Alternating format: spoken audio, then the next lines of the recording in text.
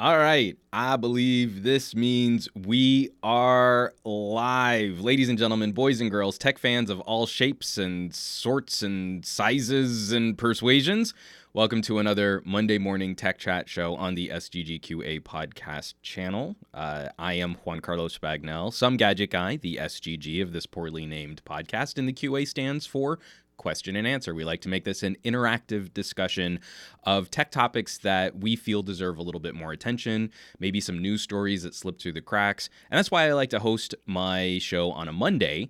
Just give us some of that time to dig through some of the stories of the last week, get through the weekend, sort out our feels on the top news of the day, and then come back and have, hopefully, an informed conversation on everything that's going on.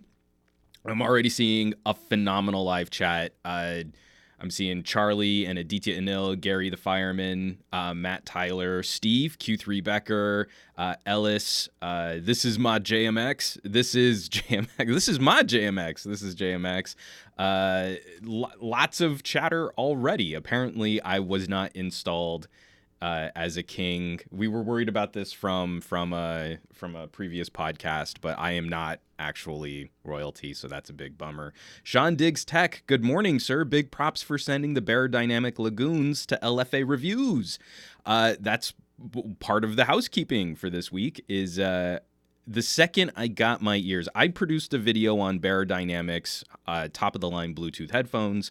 As soon as I got my ears inside of them, I couldn't get them sent off to LFA fast enough. He was number one, the next person I would have wanted to see a video on those cans. So I sent them over to him. His video's out now. You can check out his review of the Bear Dynamics, which is awesome. But over-under on housekeeping by 12:20. I'm going to try and keep housekeeping minimal. I only have 2 links to talk about for housekeeping, but before we jump into that, I have to give you all the heads up. This is going to be a slightly more politics-heavy broadcast. This week's show, we've had a lot of news here happen over the past 2 days here in the United States, and contributing to that is on the periphery of some of the more shocking and some of the more upsetting news that we've been having to deal with. There are some tech topics that I think contribute to some of these stories. Obviously, in the title, we'll be talking about Cloudflare and 8chan. I'd like to save a little time at the end of this podcast, especially with the live chat that I have here and some of the reasonable commentary, and even from folks who disagree with me. This is one of those times where I feel it's appropriate to be on the pulse of this type of news and to discuss some of these topics in as healthy a way as we can, even though I know emotions are running high. I wasn't personally affected by either of the mass shootings that happened, but my wife has family in El Paso, and it's always a scary time where you're actively searching on Facebook to make sure that family and friends are checking in, that they were safe during something like that. My dad was stationed in Ohio, and I still have a couple friends from high school when I was in Dayton. And it's funny, there are people that I haven't communicated with in years. And, I mean, not directly. I mean, we all sort of passively follow each other on Facebook, and it's just kind of, oh, cool, Sarah had a baby, neat. And it was relieving. It was scary, and it was relieving to see them check in Dayton, that they were okay. And this is one of those times where I feel like the empathy of the tech community has been shining through.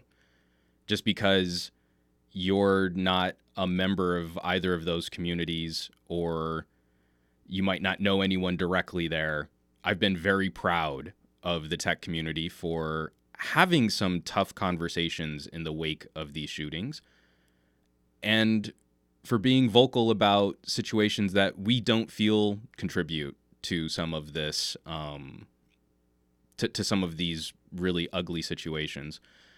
But then I've always been proud of the tech community when something bad happens and they rise to the occasion to get the word out on things like blood donations.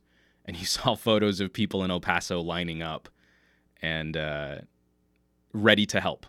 Again, it's that Mr. Rogers quote: whenever something scary happens, look for the helpers. You'll always find people ready to help. And that's always, I think, what should be the most important part of media coverage for these types of situations too, is not to focus on manifestos. We're going to talk a little bit about some of the reactions to the boards and the postings of manifestos. But I wanted to start this off by celebrating this community, just to share how proud I've been of this community and for focusing on the people who are trying to make things better. Okay. Sorry, I got a little choked up there. You don't realize how much this stuff can kind of affect you. There's this fog of terrible news, and it's easy to become desensitized to it. And between my wife's family and my friends, my old high school friends in Dayton, we both kind of got a little shook over this last weekend. So let's jump into housekeeping. We'll knock out housekeeping real quick. I've got a couple other teases for other coverage coming at the end of this podcast. Last week, again, was another really heavy week for me, but I wanted to focus on just a couple things specifically. I've been trying to more regularly incorporate creator chats. There's been a lot of news. We've got a YouTube story in the lineup this week talking about another round of changes to the algorithm, and it's heady stuff for a lot of the established producers out there, especially medium-sized channels, like under 1 million subscribers. And so one of the people I've most wanted to have on Creator Chat is one of my closest personal friends. We have these online friendships. Most of the people in the live chat that I'm working with right now, I would consider friends, even though I don't think I've met any of you face to face.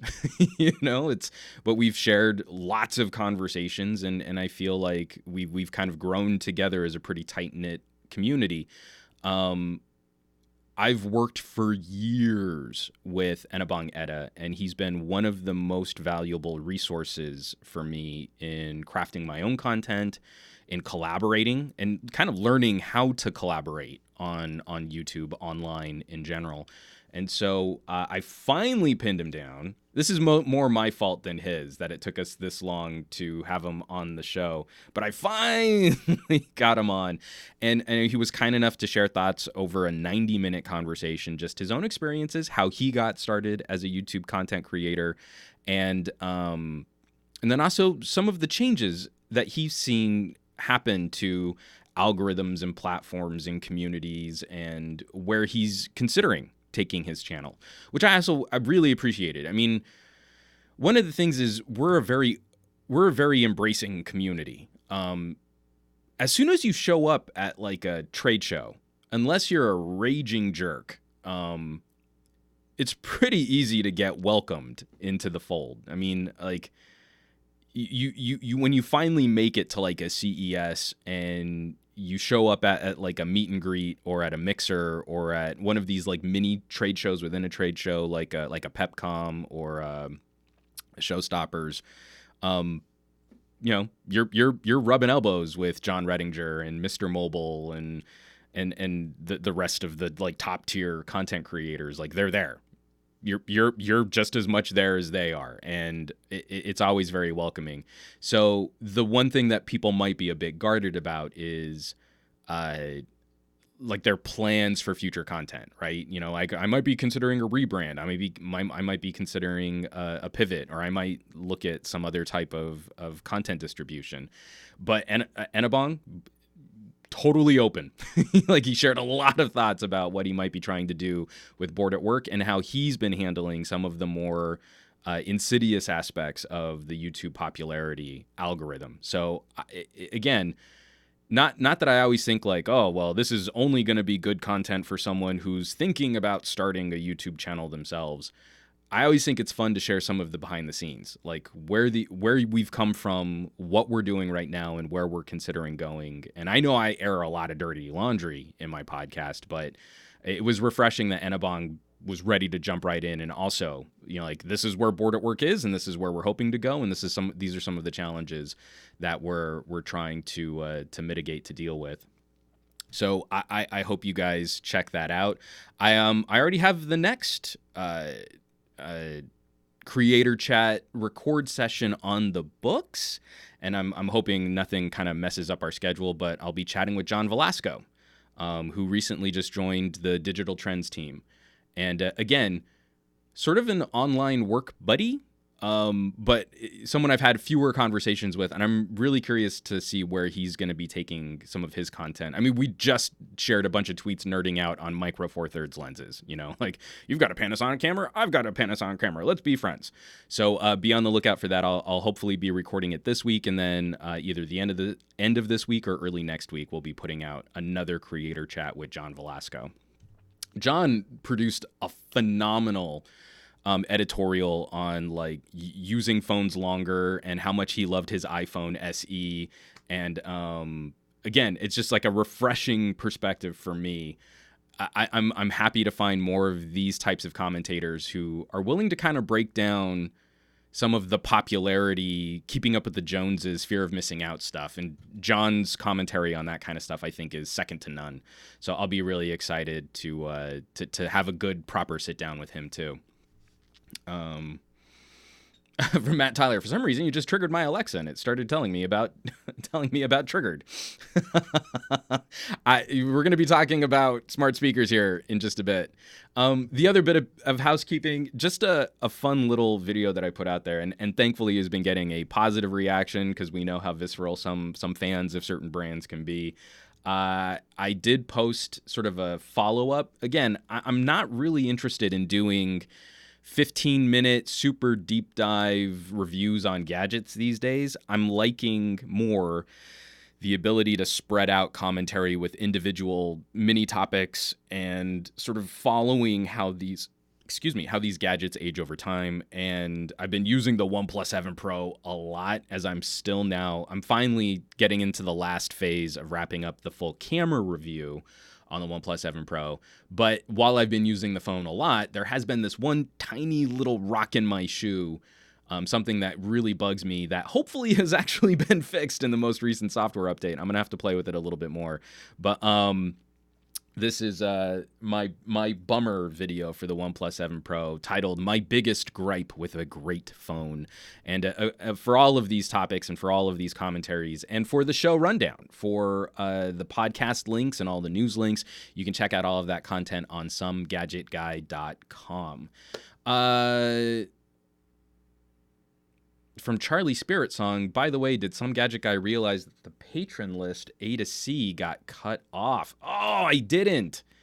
Oh man, I went on autopilot, just kind of wrapping that up. I'll have to check that out.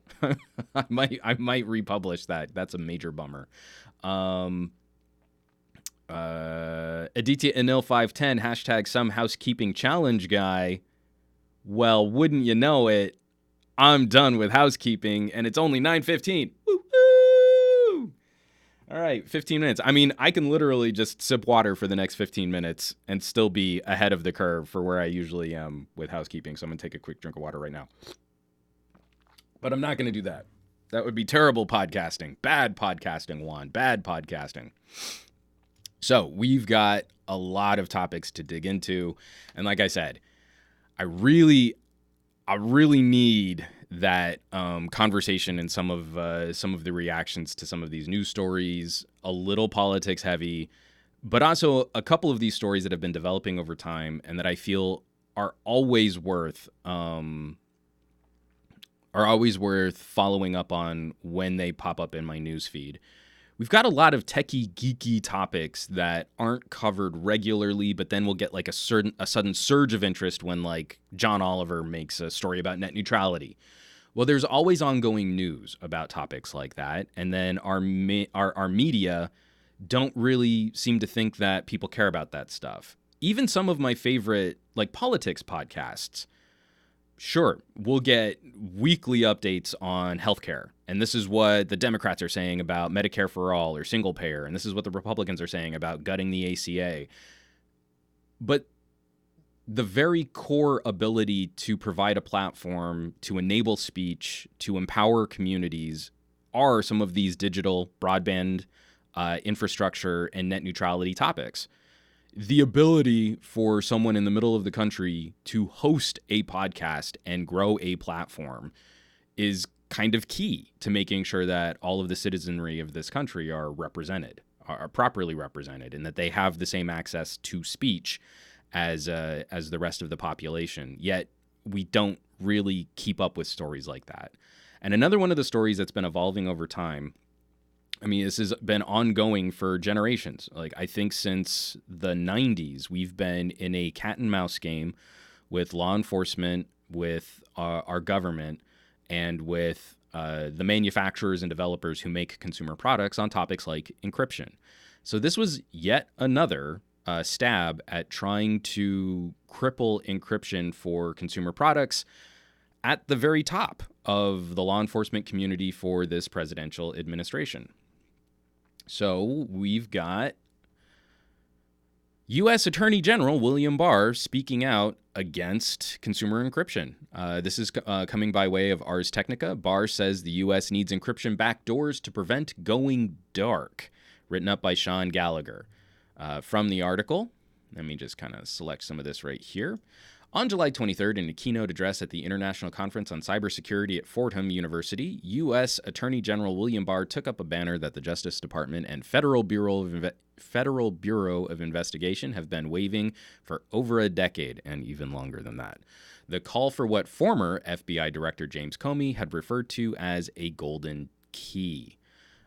Citing the threat posed by violent criminals using encryption to hide their activities from law enforcement, Barr said that information security should not come at the expense of making us more vulnerable in the real world.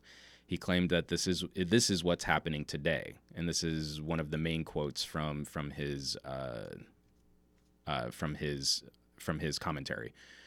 Service providers, device manufacturers, and application developers are developing and deploying encryption that can only be decrypted by the end user or customer, and they are refusing to provide technology that allows for lawful access by law enforcement agencies in appropriate circumstances. In other words, the lawful surveillance capabilities of the government are going dark. The net effect is to reduce overall security of society. I am here to tell you that as we use encryption to improve cybersecurity, we must ensure that we retain society's ability to gain lawful access to data and communications when needed to respond to criminal activity. AG Barr closed by saying that U.S. citizens should accept encryption backdoors because backdoors are essential to our security. In response, General Michael Hayden, former director of the NSA, said, "Not really." Again, just a nice succinct tweet from someone at the NSA going, meh, probably not.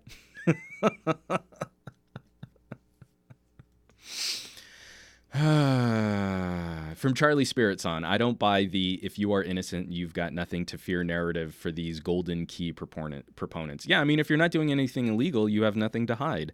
I am not the biggest fan of how we've covered topics like Edward Snowden. I think there's a lot of misinformation in how we discuss technology. There's a lot of FUD, the fear, uncertainty, and doubt of the magic box, what enables all of your communication, and especially coming, seeing replies from the NSA.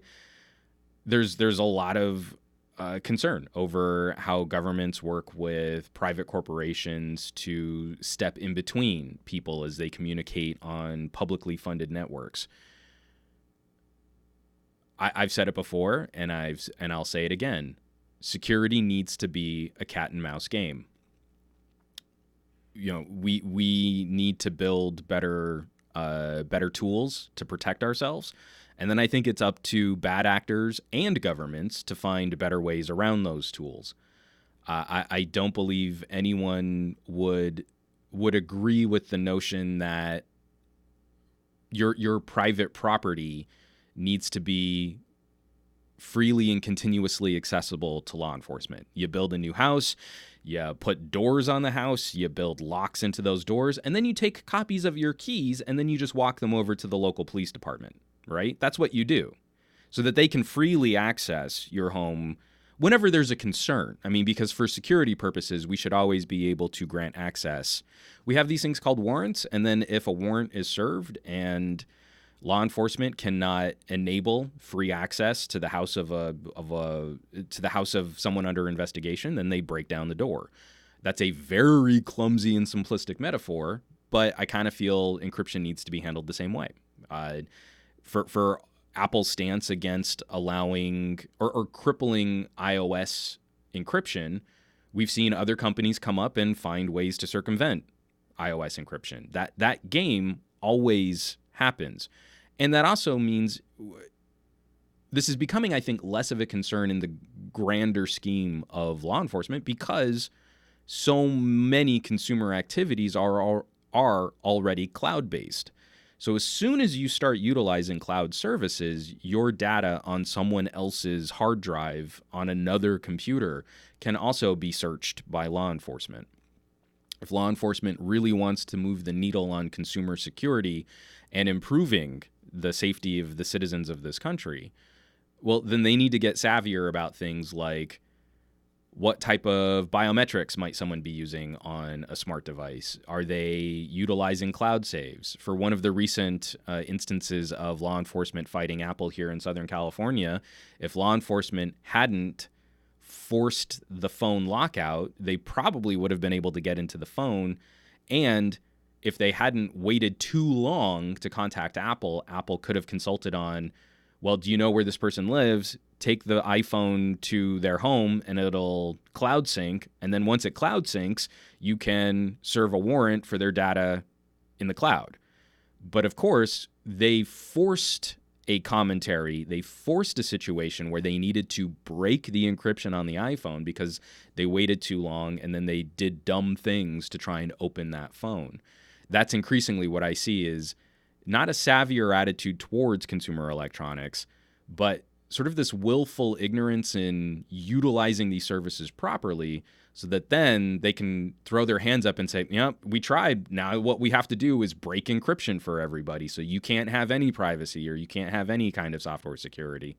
That I think would be the more appropriate method of arriving at a better solution for everyone out there. And then from Ruru 2, I disable all the clouds.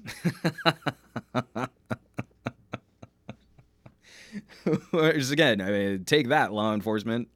I drink your milkshake. So I'm not going to spend any more time on this. And also following what political commentary and what William Barr has sort of grown to represent, I don't think he's necessarily a very serious voice in this conversation. It's a bit frustrating that we have to kind of keep up with this conversation. The Trump administration has already on numerous occasions talked about trying to force tech companies to gut encryption. Now the United States Attorney General is joining that conversation. This is never going to be one of those top, most important stories for someone's daily life, but it's something we should absolutely be keeping an eye on, just where this conversation and where this thread travels. And you should follow. There are some great links in this Ars Technica article, so after the show's wrapped up, go hit the show notes, click on, for all of these links, I would heartily recommend just kind of keeping up with what's going on for some of these trends. So like I said, I'll have all of those links ready to go, SomeGadgetGuy.com, or in the show notes below on Twitch and on YouTube when this goes up to the YouTubes. You can find all of the links for all of the stories there. And just give a read through and follow some of these other links where they link out to, they have a couple commentaries on Edward Snowden talking about mass surveillance, sort of the history of the ACLU joining this conversation. And that stuff is very valuable for when we need to inform our family and friends as to what might be the best practices for keeping their own content safe.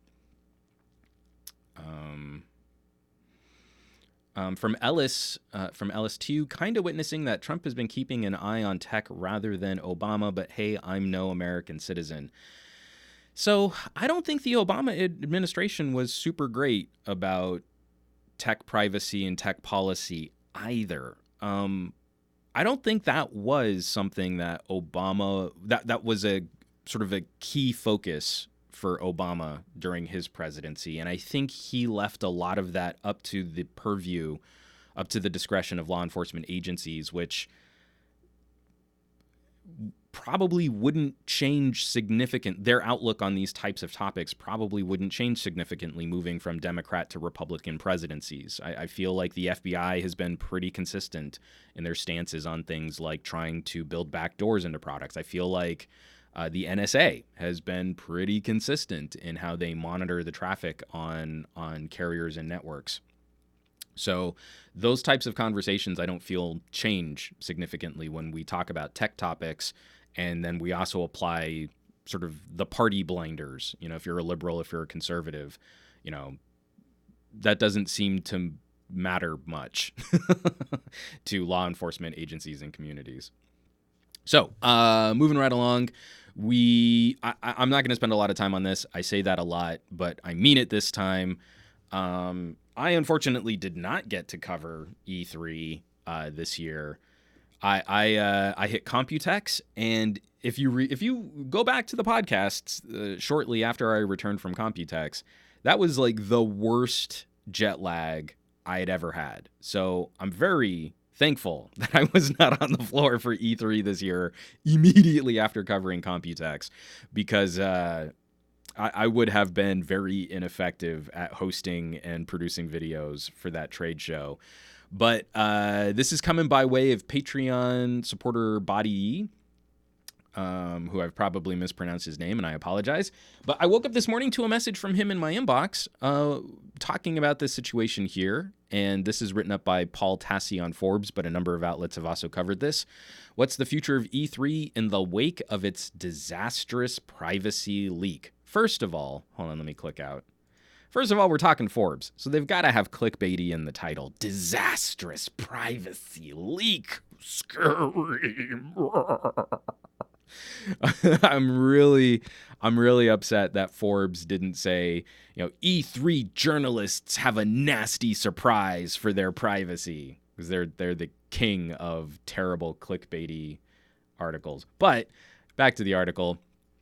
The gaming press and content creators are fuming in the wake of a truly horrendous privacy breach by the ESA, which for an unclear amount of time offered a download link on its website that contained the names, emails, phone numbers, and work and home addresses of over 2,000 people who registered to attend last year's E3 event. So that actually might affect me, because I did cover E3 in 2018. The link was taken down shortly before a YouTube video went up talking about the exposure. Unfortunately, due to caching issues, the list was still readily available and has since been irreversibly distributed across the internet. Journalists and creators have received prank or threatening calls, have had pictures of their home sent to them, and many have had to change their phone numbers entirely, in addition to taking other steps to ensure their safety. It's an utter nightmare. Similarly disappointing has been the ESA's response to all of this. The ESA calls this website vulnerability, which is absolutely not what happened here, as it was just a link you could click to see all of this information, and it's not clear what steps are being taken to try and rectify this in some way. And then the Forbes article goes on to say they've asked for comment, and I'm sure the ESA is going to be very prompt and forthright in discussing a major goof, a major oopsie.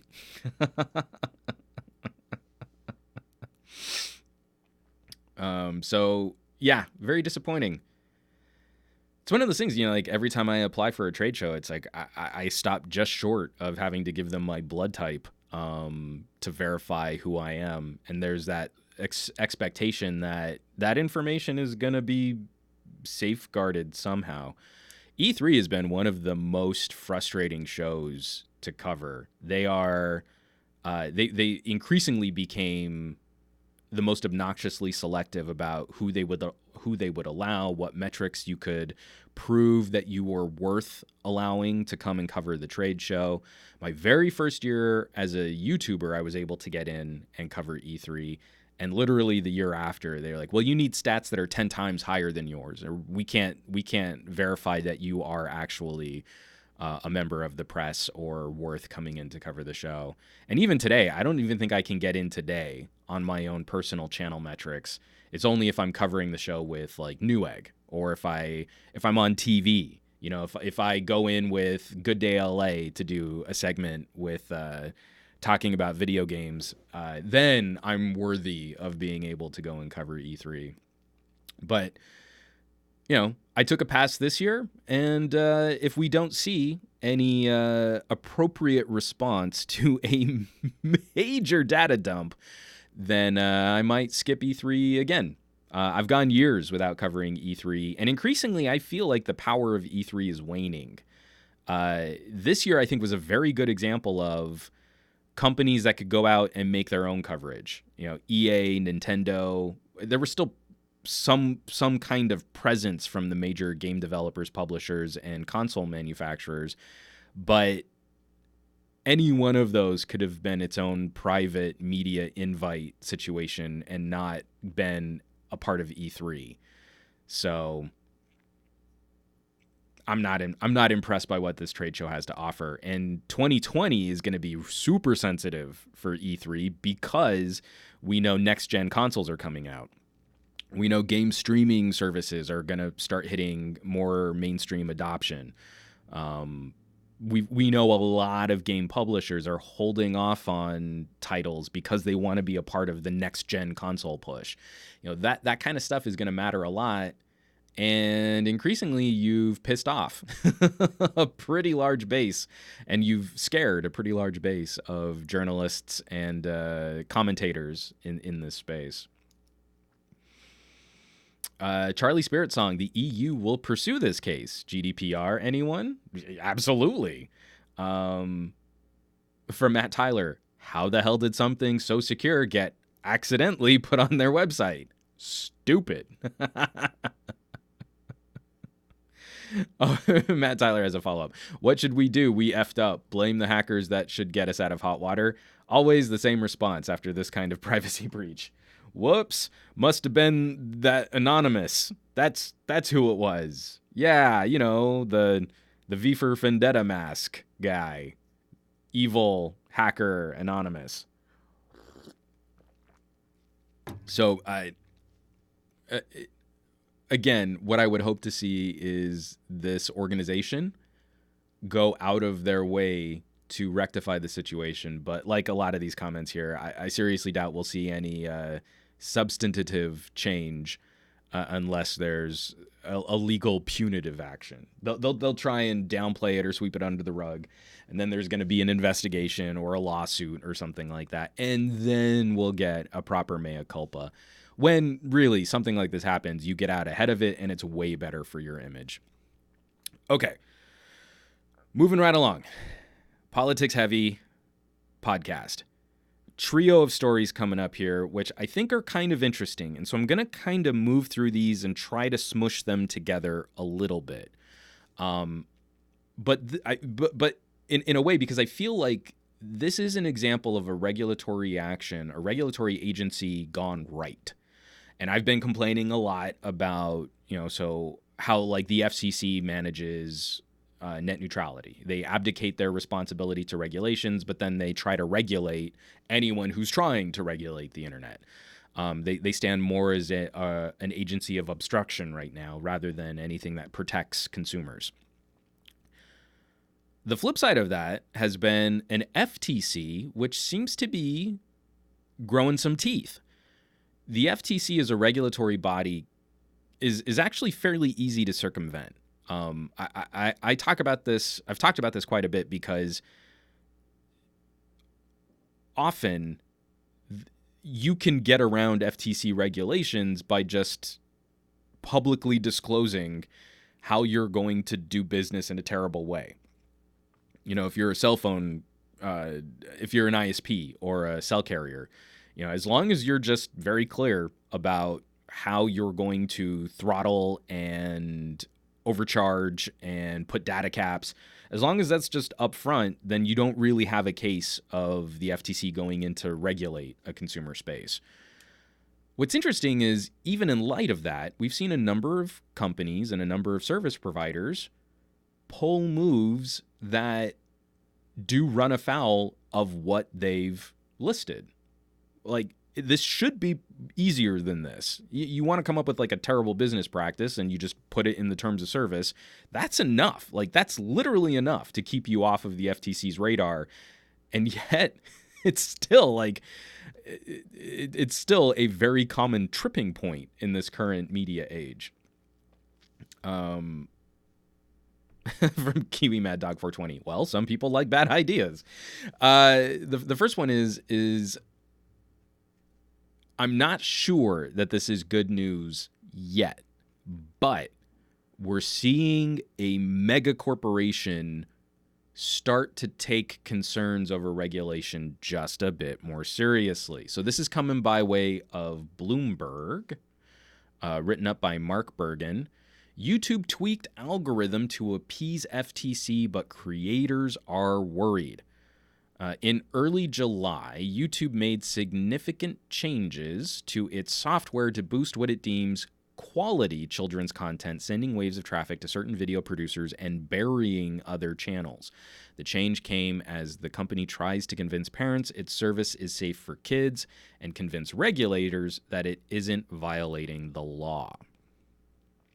YouTube software algorithms determine how videos are placed in search results and viewing recommendations, and so the company is notoriously secretive about them.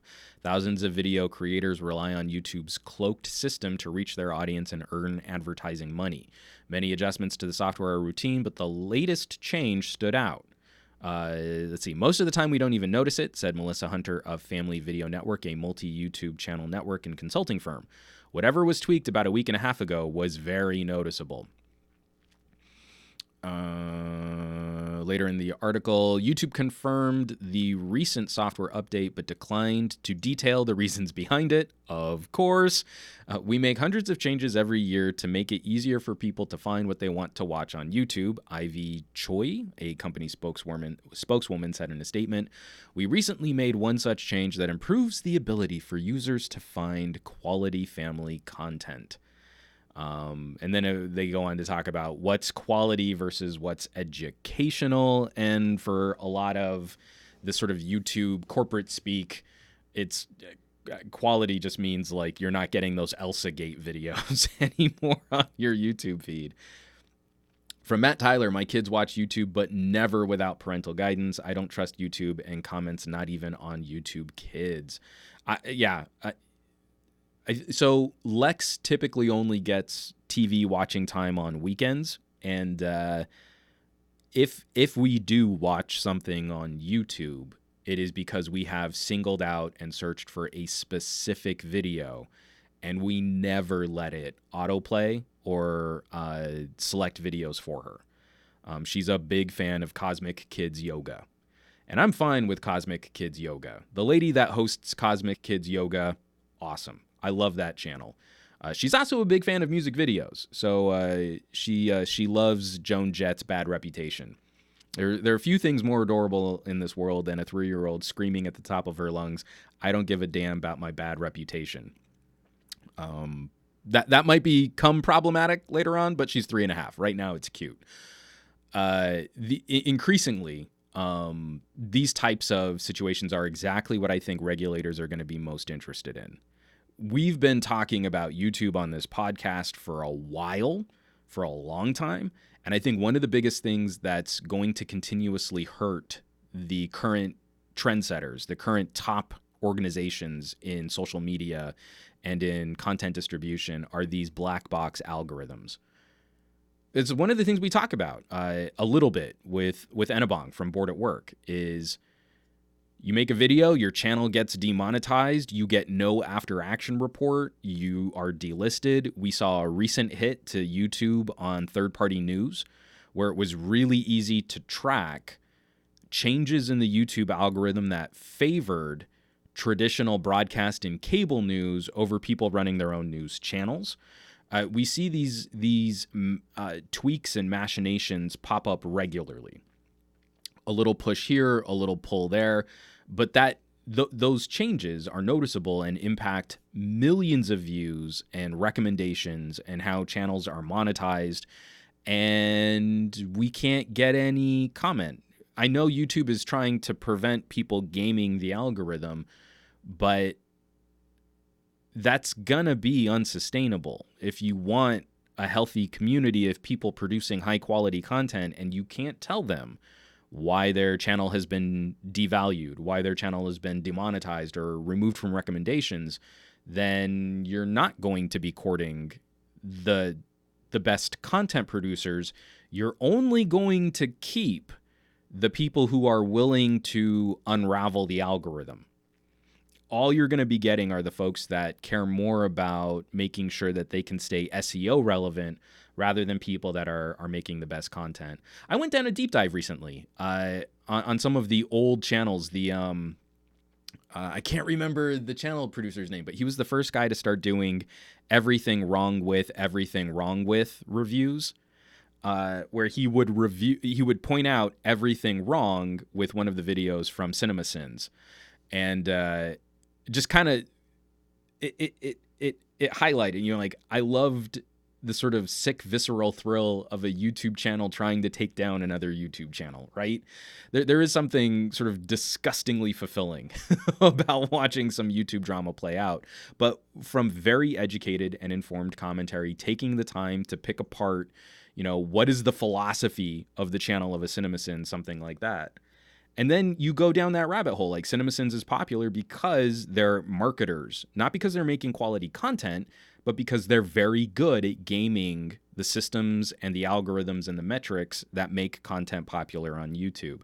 I recently shared a video from a food producer, a woman who makes high quality cooking and food videos on YouTube, where she went through the same thing. Like, these tasty videos, you take like this like square thing and it's a top-down shot, very low effort, and the recipes are almost always fake. Like, the recipes they show cannot actually be completed in real life. Like, they're not real recipes.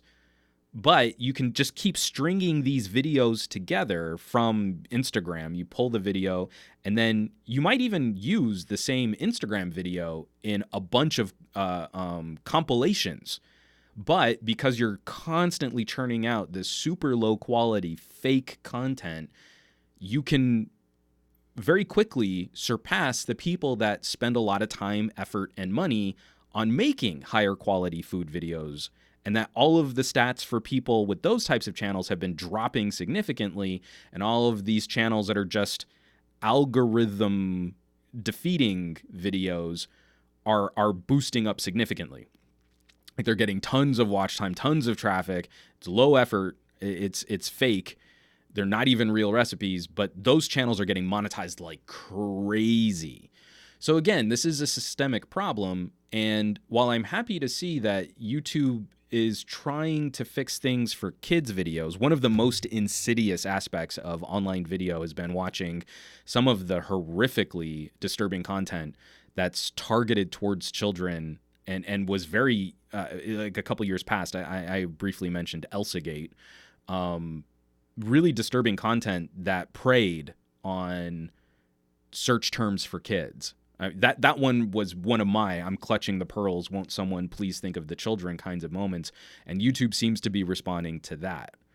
But what I think is going to be increasingly problematic is, do we think that YouTube actually has some novel solutions for addressing abuse of the algorithm in a way that will promote high quality content? And there I'm still skeptical. But I think most important is just exciting in a way, in a political way, to see that YouTube is becoming a bit more concerned with its image as it pertains to regulatory agencies and law enforcement. The fact that they made such a drastic change to their kids' profile to preempt a regulatory action from the FTC shows that some of this messaging, like when we talk about an Elizabeth Warren saying, well, we should just break up Alphabet, we should just break up Amazon, we should just break up Facebook, Do we think that that's actually going to happen from one Democratic candidate for president? No. I don't think any of us think that that's really going to happen with our current set of politicians. But having a few politicians making those grievances public makes Google nervous. And that's pressure on Google for them to change their behavior. They won't change their behavior. Google, Facebook, Amazon. They're going to continue operating like they normally do until they're afraid that something might hurt their bottom line, or that government is going to start broadsword hacking at the methods that they do business. So that's what makes me happy overall about this story. Aditi Anil. Oh yeah, the Australian food scientist. She is super intelligent and produces high quality and definitely high effort videos. Yes. From Steve, Gary Explains will never be on trending, but Jimmy Fallon, Kimmel, they always will be. Yeah, very safe content, especially Jimmy Fallon. Like, you don't even have to worry about, like, oh, he might say something a little saucy about politics. Nope. Oh, yes. Abraham Artemis. Man, I miss watching videos from DJ BBQ and Gennaro Contaldo. I never saw Gennaro, but I do miss DJ BBQ. Their channel has been non-existent for a couple years now. Yeah, that's definitely a bummer.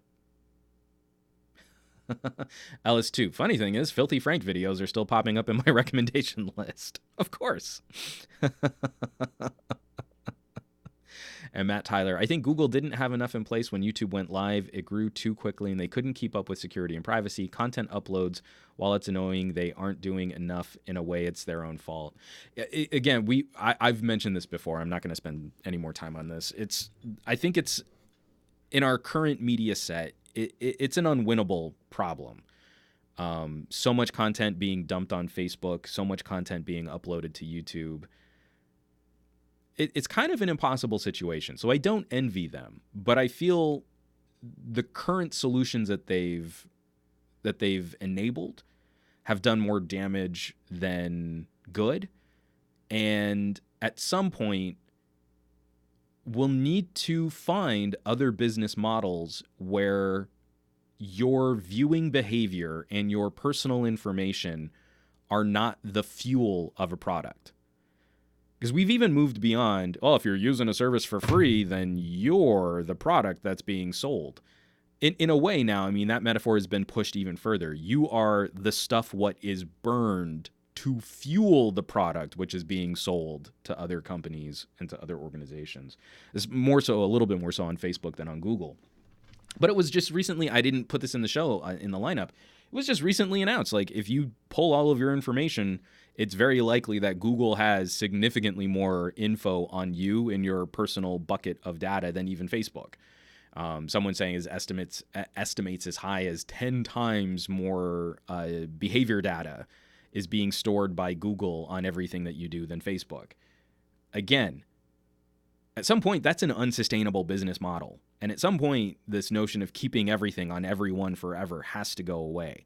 And I think increasingly, especially if you're watching a podcast or listening to a podcast like mine, I think a lot of us would still love to have these similar kinds of services, but maybe we need to pay for them. And maybe there are better opt-out policies, which takes me right into my next story, focusing on the FTC.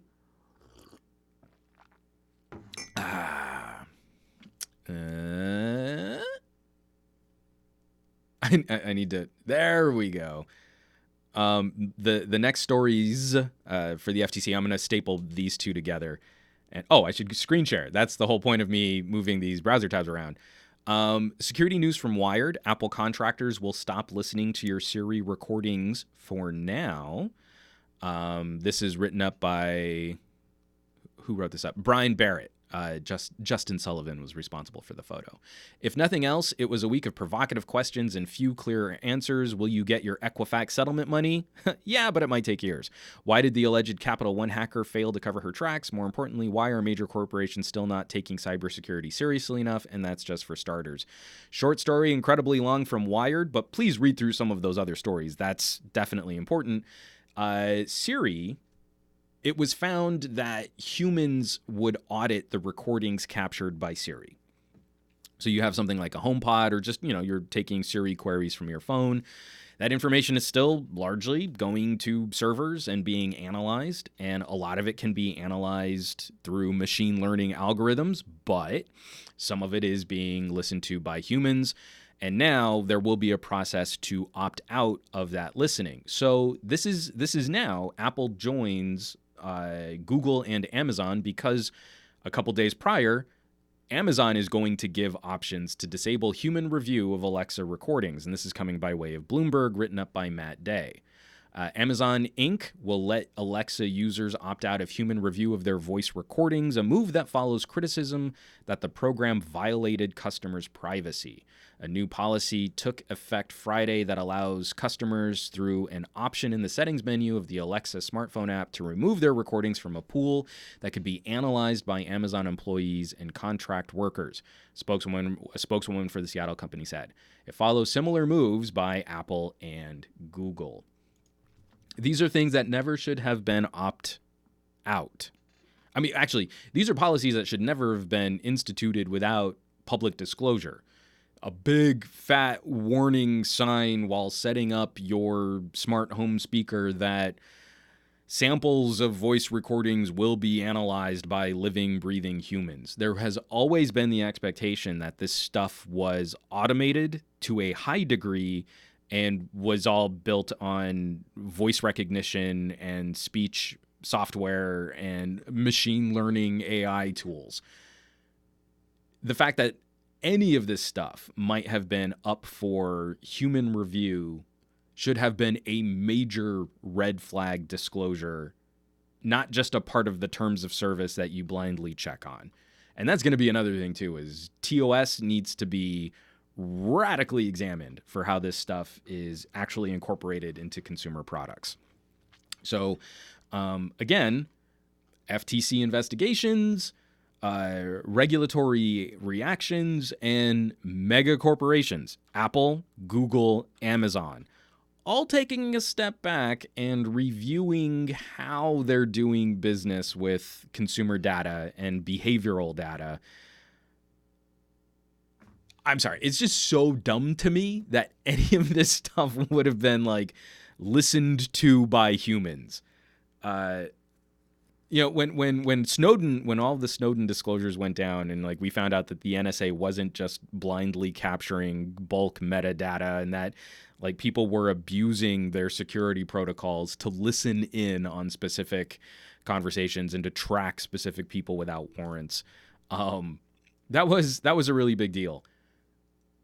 We've basically been doing the same thing with smart assistants, voice assistants, and smart speakers, and this Internet of Things topology.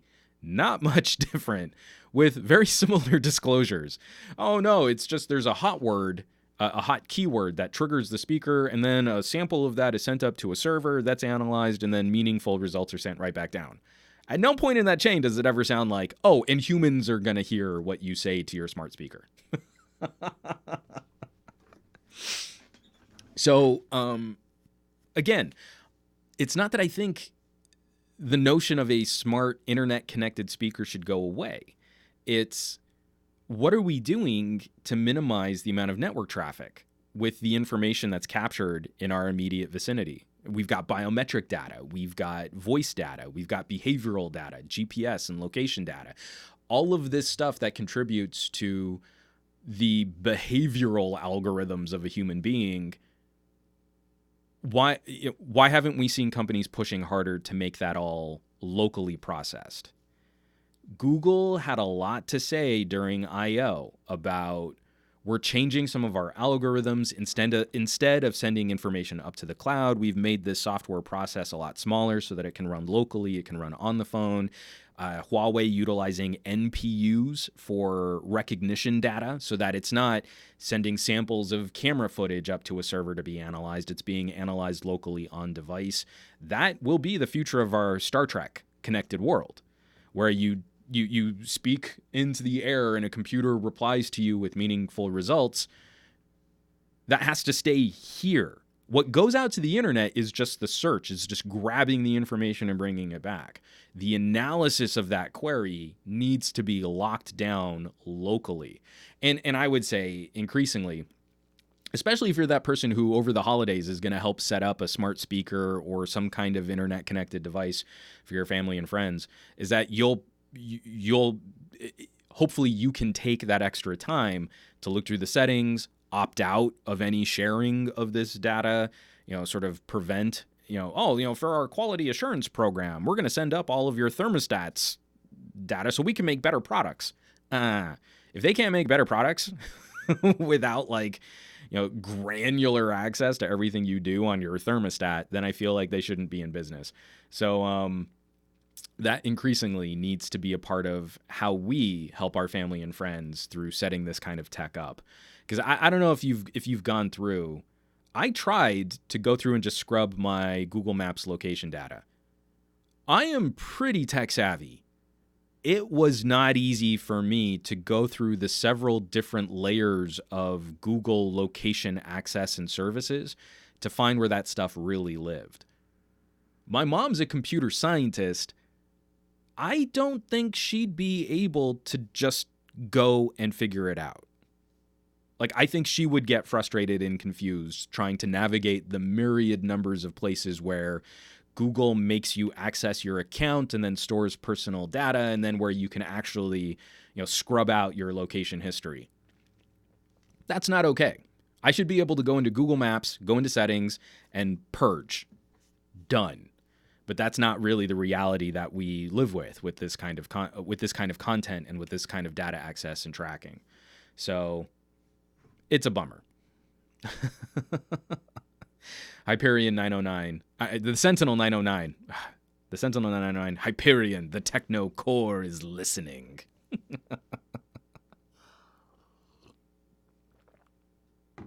There was a little conversation going off in the chat about different types of ear tips and earbuds.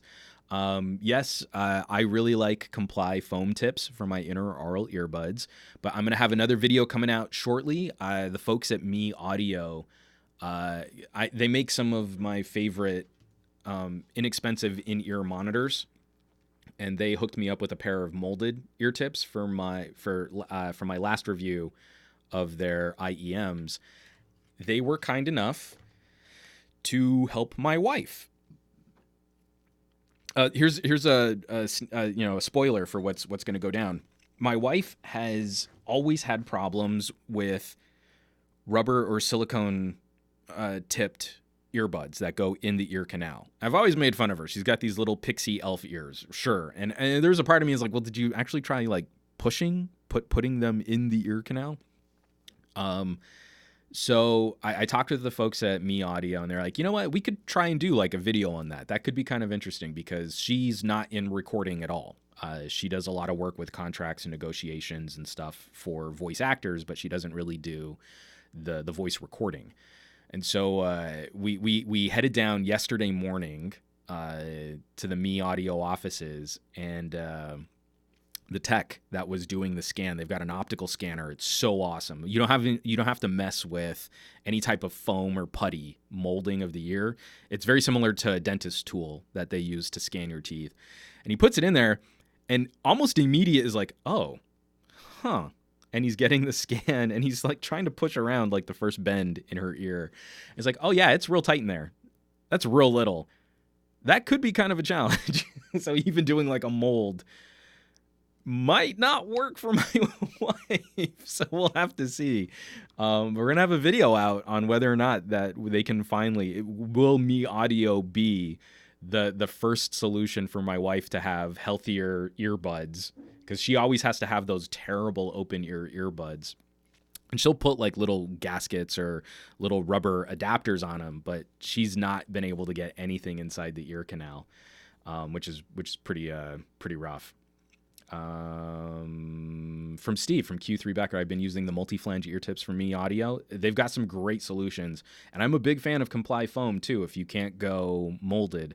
But if you can save up the scratch, get an audiologist to mold your ears, and then reach out to one of these companies like Me Audio, there is nothing more comfortable better for noise rejection than earbuds that are biologically molded to your exact ear. So nice. I love them so much. The Sentinel 909, I have the same problem as your wife. I hate earbuds that go in my ear. They give me a headache. Unfortunately, so do over-ear headphones. Yeah, you don't really have a lot of options left there. Abraham Artemis, hashtag saving some gadget wife hearing. Super important. It's one of those things. I grew up with such a passion and such a love for not just music, but audio recording and capture in general. And my wife is kind of into some pop artists. She's not super into music. But I wonder if it's one of those things like maybe if earlier on in her life she had better access to higher quality audio solutions that were a better fit for her. If maybe some of the technology we have today with things like noise rejection, noise reduction, active noise cancellation, wireless systems, like maybe she would have expressed more interest or she would have had more fun with audio and with music and stuff like that. It's heady stuff. Like if we leave some people out just because my wife has kind of funky shaped ears, she's never experienced music the way that I have. That's what I'm really curious to see is if these molds work and if they fit and if they're comfortable for her to wear. If I start sharing like this is what I love about this album from Rage Against the Machine. This is what I think is so phenomenal about the mixing in unlike Daft Punk's Random Access Memories. Here's my old favorite ska band. Elvis Costello was the producer on this. Like those things, I wonder if they'll start to translate. Because I've shared some of those thoughts with her, and she kind of goes, "Oh yeah, that's neat. I really like that you're into that." But she has no personal attachment to it. So I hope that maybe some of these experiences will translate now. I'll be curious to see. So there is one last. All of my tabs are out of order here. 1 second. Apple, YouTube, Amazon. Here it is. Okay, good. One last FTC story, and we're right at the hour break. We're going to talk a little bit about glowing rectangles after this. Back into screen share. Coming by way of The Verge, written up by Nick Stat, the FTC is looking into the Amazon and Apple deal that crushed small resellers. From the article, last year, Amazon cut a deal with Apple to bring direct iPhone sales to its platform for the first time. Now that deal is coming under scrutiny from the Federal Trade Commission, The Verge has learned. The deal was first announced last fall, ostensibly as a way for Apple to sell on Amazon in an official capacity and cut down on counterfeit or misleadingly marketed products. However, it had the effect of kicking off hundreds of legitimate sellers that were offering low-cost and refurbished Apple products that were no longer for sale by the company itself.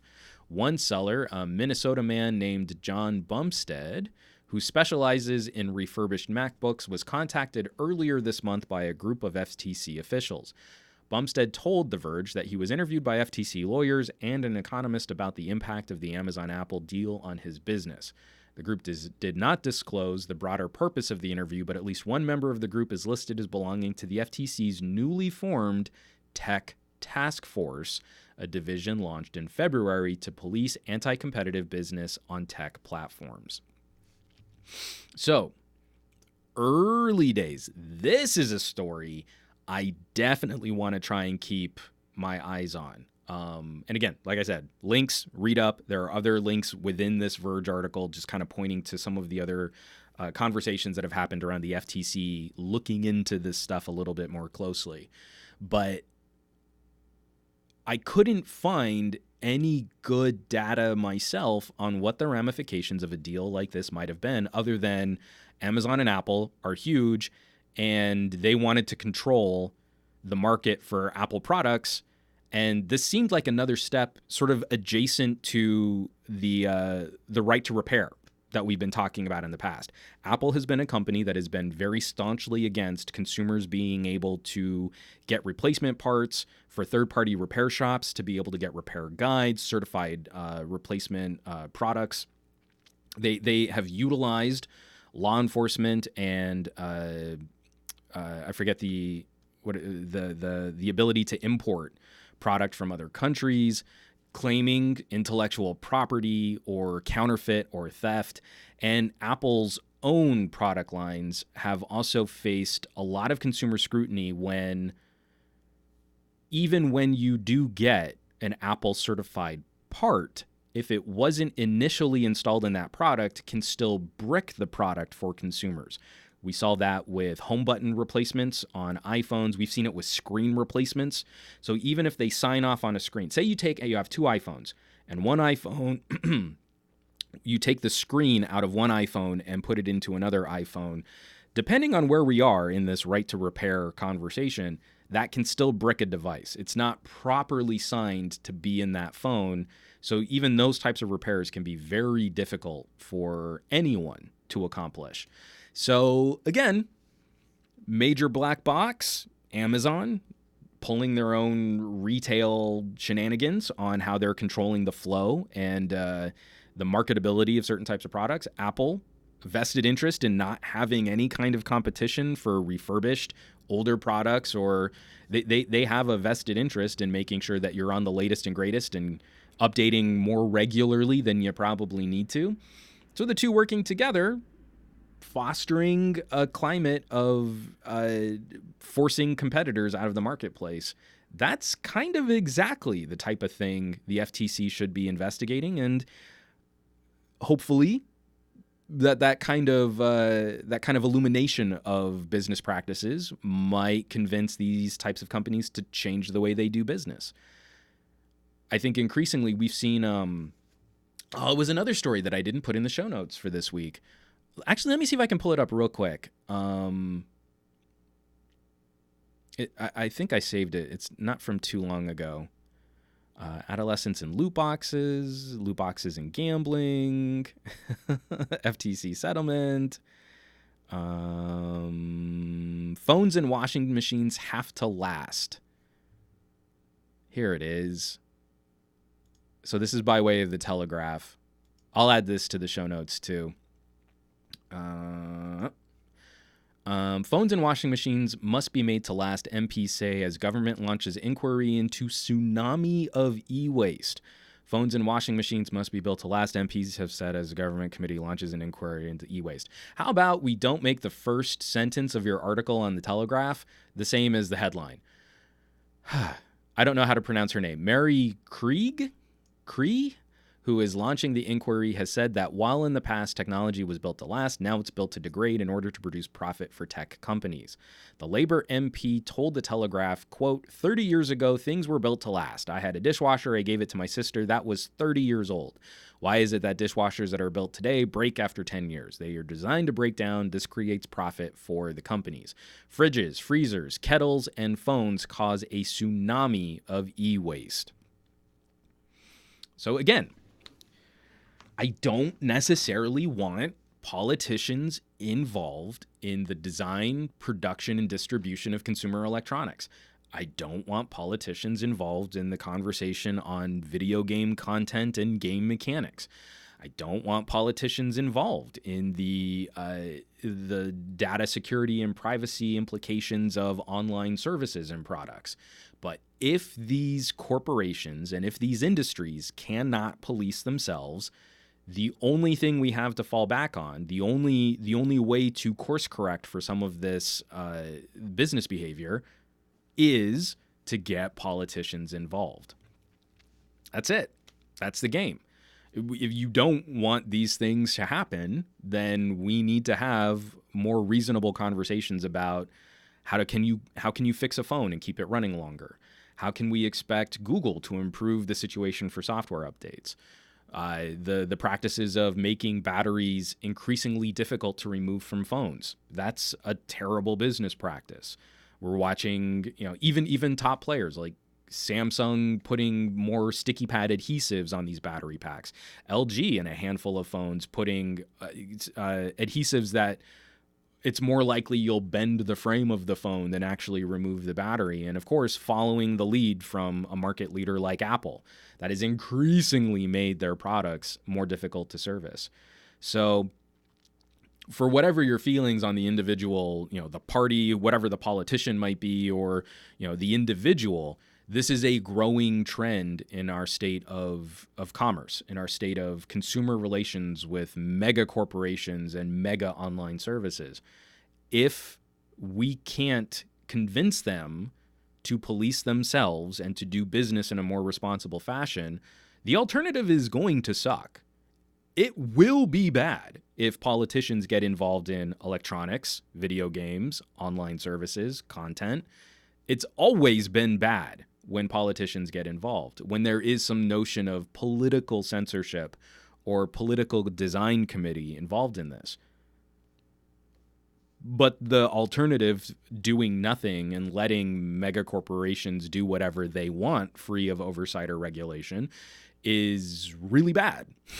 That will be super bad. It will be increasingly worse for consumers as we look at the future of pollution, climate change, clean drinking water, breathable air, landfills full of toxic components because we're not getting after the proper recycling of this stuff. That's way worse. That's way worse, and we're going to have to deal with the fallout and the ramifications of those business practices because we haven't put enough pressure on these companies to do business in a more responsible fashion. That's a bummer. Like, it's for consumers, we're literally stuck between a rock and a hard place. The situation has gotten so bad. There isn't a good outcome. There's just a less awful outcome at this point, which is rough. From a listener, we got to have some rules. Like, again, we've got to at least agree on some type of system where everyone leaving the table from negotiating is probably pissed off. Charlie Spirit song, Apple bulldozed their way with the way they designed their devices with non-removable batteries. Not only that, it's a part of a greater overall philosophy. And I'm pointing to Apple specifically, but it's something that the tech industry has been jumping on increasingly. Samsung is going to be making that move this year with the Note 10 dropping the headphone jack. Look at those types of business practices. Brittle, easily damaged materials, glass-backed devices, increasingly difficult to open or to service, more adhesives than things like screws, popularizing the thinner bezels, smaller form factors, batteries that wear out faster over time because of increased use, faster charging, the convenience in the moment, but probably less longevity later on. And then you get into some of the gimmicks, like on Samsung, reverse wireless charging, and on Huawei too, is not as good for the health of your device as just plugging in a cable. You can go and get a $5 USB-C to USB-C cable if you're really worried about helping your friend charge their phone at the end of the night, and plug that in, and both devices will still be usable. Both devices will generate less heat. Heat wears out electronics, and your phone will charge faster over the cable than over reverse wireless charging. So they've implemented a very expensive way to do something far poorer, and it's worse for the life of the gadget than if you just go out and buy a $5 cable and keep it in your wallet. So then we look at the headphone jack, increasingly leaning on true wireless earbuds, which I think can be kind of fun in certain situations, and in sporty applications, that's kind of cool. But what have we learned from Apple AirPods? Will you keep AirPods around as long as you would a really good pair of sport cabled earbuds? And the answer is probably no. What we've seen from the first generation of consumers on AirPods is that they're already starting to cycle those out after about a year. I have Bluetooth cans, like my Nokia 905s are really old for Bluetooth, getting on like 6 years, and they're still pretty decent. They lack low end. There's no bass there. That's disappointing. But the noise reduction is still well ahead of the curve for much cheaper solutions playing with Bluetooth today. Those cans still get me through a flight. I can't say the same. I can't say the same for tiny little earbud solutions over the next couple years. And that isn't really going to be a serviceable product. AirPods just become garbage. Every year, year and a half, you're probably going to want to cycle those out at $150, $200 a pop, especially if you want the wireless case, which I'm sure the wireless battery in that case isn't going to degrade faster for using wireless charging. I'm sure it's totally fine because Apple was really good about coming up with wireless charging tech, right? They didn't fail at that mission at all. So it's become an entire trend, and we're selling dubious ideas of convenience so that you buy more products that wear out faster over time. So if that can't be fixed and if that can't be addressed and we can't course correct consumer behavior, it sucks. But government will probably need to get involved.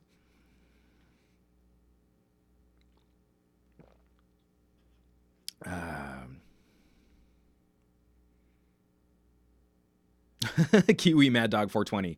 Watch just one AirPods teardown video. I dare you.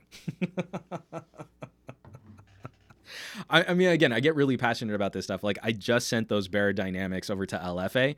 I have high expectations that those cans will last a while. They have up to 45 hours of playback time on a single charge. Years from now, you should still be able to get reasonable runtime out of those headphones. And they're low enough impedance that they work pretty well over cables, and they're one of the few headsets I found that can also work over a USB-C cable. They become an audio device when you plug them in over USB-C. You can choose to charge them or to play them over a cable. That to me is sort of an exciting adaptation. Mixed mode capabilities, cabled 3.5 millimeter cabled USB-C and Bluetooth all in one product.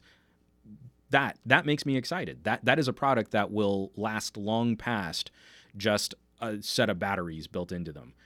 Increasingly, that's where I think like there could be some room in there. More traditional manufacturers, Sennheisers, Audio-Technicas, AKGs, even AKG under Samsung. We should expect those types of purchases to last far longer than how long we keep our phone. Not, well, like after a year, they started only lasting like an hour, so I just went out and bought some more. Now, I'm going to keep my iPhone around for 3 years, but over those 3 years, I'll go through 2.5 pairs of AirPods. Like, that's not okay. That's way worse, generating that much waste. So we need to make the notion of, I spent a lot of money on these headphones, but they're going to last me 4 phone purchases. We need to make that more fashionable than just what's new today, especially because audio tech doesn't cycle that fast. I have headphones from I have a pair of headphones from 20 years ago that are still pretty decent because they were studio grade monitors back in the day, and they still get the gig done today. And I can swap out a cable. I can replace the ear pad cushion. I don't think I can replace the ear pad cushions anymore. I don't think they're made. But I could probably make my own custom ear pads for them. Anyway, I digress. We can be the tip of the spear there. Instead of techs and geeks, techie gadget fans being just sort of sycophants to whatever is the popular trend today, we can be that tip of the spear that helps encourage a different type of consumer behavior in our circles of family and friends. And we can annoy the people around us enough that we do that properly. But we can also be those folks that are the good tools and the access to some of this cool tech from our own personal experiences. I told you, just like a couple weeks back, getting to help my brother, my sister's husband, and my mom all in one weekend using new phones, playing with different earbuds, with different headphones, and they all walked away with the exact right solution for them. And like my mom is kicking butt on a OnePlus 6T. She loves that phone. My sister loves her Pixel 3a. My brother loves his new headphones. Like, they knew what they were getting and that it was the right fit. We can do that. We can bring the joy of tech back to our families and friends. Kiwi Mad Dog 420, doing it right. I have 3 pairs of headphones that have lasted me 10 plus years. Audio-Technica, Bear Dynamic, and Koss, all of them powerhouses. The first pair of headphones that my dad got me were Koss, And like, again, I look at my wife, doesn't have the same kind of passion for music and for audio. I wonder if those early experiences, like even down to the Koss had these cool volume wheels per ear. You could like, oh, I need to hear what's going on. Let me just mute one ear real fast. Okay, now I can go back in. I loved stuff like that. Again, I was so excited to have my own headphones. My mom and dad would walk into the living room, and the cable really wasn't long enough for me to do much, but I was plugged into my dad's like really nice stereo, the head unit. And I'm sitting there jamming, listening to my terrible pop music at the time. But I had my own Koss headphones, so I wasn't blasting that music all over the living room. It was pretty cool. From Rosted, LFA killed that review. Now I need $400 to buy them. I just spend that much on back to school stuff for the kids. Yeah. I mean, that's another part of it is nice stuff like that. Man, those are premium purchases. There ain't nothing. You know, once we start getting into the $300 plus tier, there's nothing casual about spending $300 on headphones. But if we can start moving the needle on longevity and the notion that that's going to be a product used over a much longer period of time, that becomes a healthier conversation than I spent $150 on AirPods up front, and that's way cheaper than $300 to $400 for a nice pair of cans. But the next year, the batteries were starting to degrade, so I had to replace them. So maybe I just replace one ear, like I use the right ear more than the left. Well, that's $80. So now those $150 AirPods are like $230. And then, you know what? They just came out with AirPods 2. The battery life is supposed to be a little bit better. They're supposed to connect a little bit easier. So now let me flip them.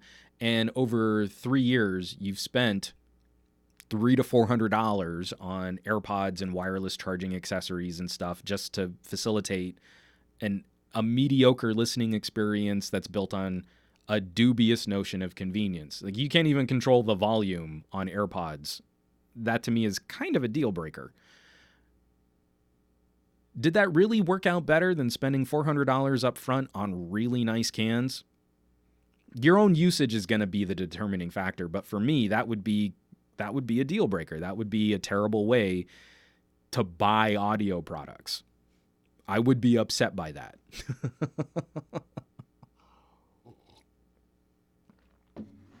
And Q3 Becker, good audio is getting cheaper.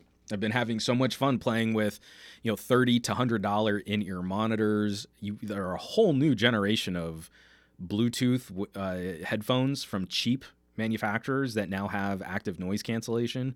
My daughter's super teched out for a little kid. It's going to be a sad day when she realizes that, like, you actually have to buy this stuff. You don't just get fun new toys. But she's got little kid Bluetooth headphones. They're smaller sized on-ear Bluetooth headphones that have active noise cancellation and parental volume controls, so you can lock how loud they are. And so when we take her out and we're worried that we can maybe bribe her with a video, or we're on an airplane. She's got her own kit now that's properly sized for her tiny, adorable little skull. So that kind of stuff is pretty killer. Kiwi Mad Dog 20 Super Reviews is another good source. I absolutely will second that. Super Reviews making great videos on Audio Kit too. Steve, I know Some Audio Guy is a cool dude. Matt Tyler, Some Audio Guy sounds like he has no idea what he's talking about. All right, this is our we've long passed our halfway point. I was doing so good, and you guys got me sidetracked on headphones. Real quick shout out. I am pants on head excited. I've been running a little subreddit, an initiative to help better promote smaller content creators or content creators that people feel deserve more attention. Maybe they're established, but maybe the YouTube algorithm is hammering their channel. And we've seen little bits of growth. I mean, literally like 2 or 3 new subscribers per week, but it's been growing. More people are contributing. More people are upvoting. A few more comments are being left. And that again, I feel like this is the right time to be giving those folks a push. We don't want the tech commentary landscape to be dominated by a couple YouTube channels with millions of subscribers. We want to foster a wider variety and a greater diversity of viewpoints and to have more nuanced conversations. So I started the subreddit reddit.com/r/glowing rectangles to be one source for that. Hopefully it can be a way to farm content, to find content, and then if someone's a smaller channel, if a video becomes popular on Glowing Rectangles, there's a greater chance of it being shared or distributed on another more popular subreddit. And if you've ever encountered, like a YouTube content creator, sometimes your first big bump comes from someone sharing a video of yours on a popular subreddit. But if you go and share your own video, like on our Android, they have very strict rules against self-promotion. So they create an echo chamber of people who only want to share the most popular stuff, just like on YouTube. But we can get around that. You can share your own stuff on Glowing Rectangles, but I also encourage you to share other people's stuff too. If you find something cool out there, please let us know about it. So these are the top stories on our Glowing Rectangles. Going to go back into screen share and drink a little bit more water. So I'm super dry mouthed today. It's crazy.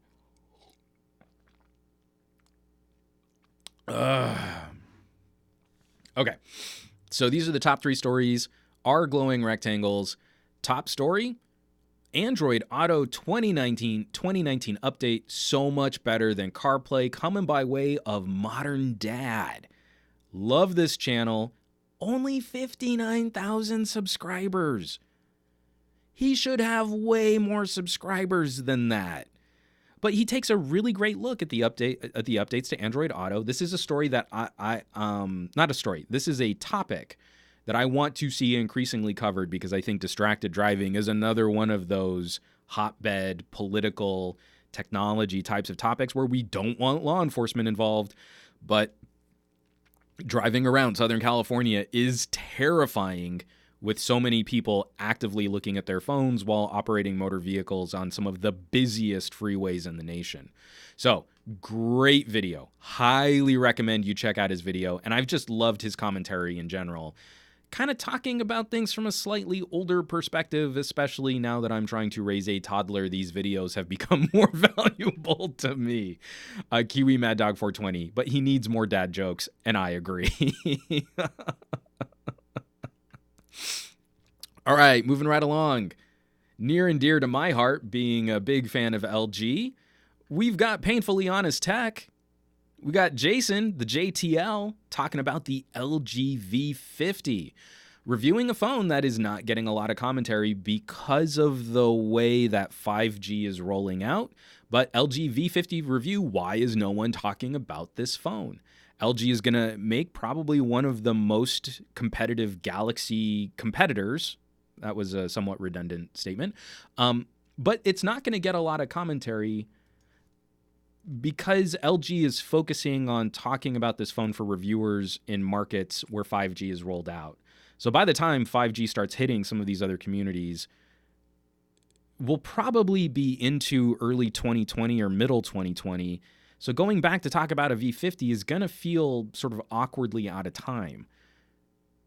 This is a great video because we're sort of topical on a phone that you can probably pick up in any market right now. And maybe there is a question someone might be having about, should I get the V50 now and then be 5G ready for when my area gets 5G? Or should I hold off entirely and just wait until other products are out there?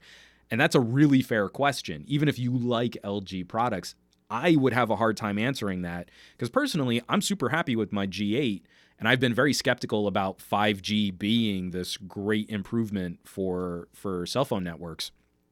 So I'm inclined to lean towards wait and see.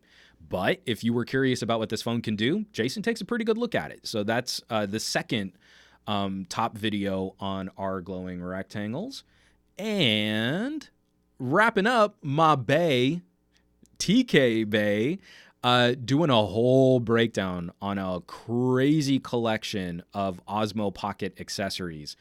Glass protector, smartphone holder, gimbal, a way to fully kit out your phone to be a production-ready assembly for a product like the Osmo. So if you wanted to get into some vlogging, you wanted to get into some mobile content production, some very inexpensive tools make this a lot easier. Last week we talked about a reviewer who was trying to shoot a short film on the Xperia 1 and was using janky tripod and mount accessories from like a decade ago. And like, that's not how you would really try and use this stuff. And then you see what TK's playing with, shooting with a DJI Osmo Pocket, and that stuff looks really cool. I mean, just like attaching an Osmo Pocket to a phone on a gimbal, on a phone mount, on a Gorilla Pod. Like, oh, that's really cool. Oh, I get really lit up about stuff like that. I'll have that e-bike video out this week, and I shot almost all of it on the G8. And you're like, I'm shooting 4K video, 60 frame per second, 4K video on a phone.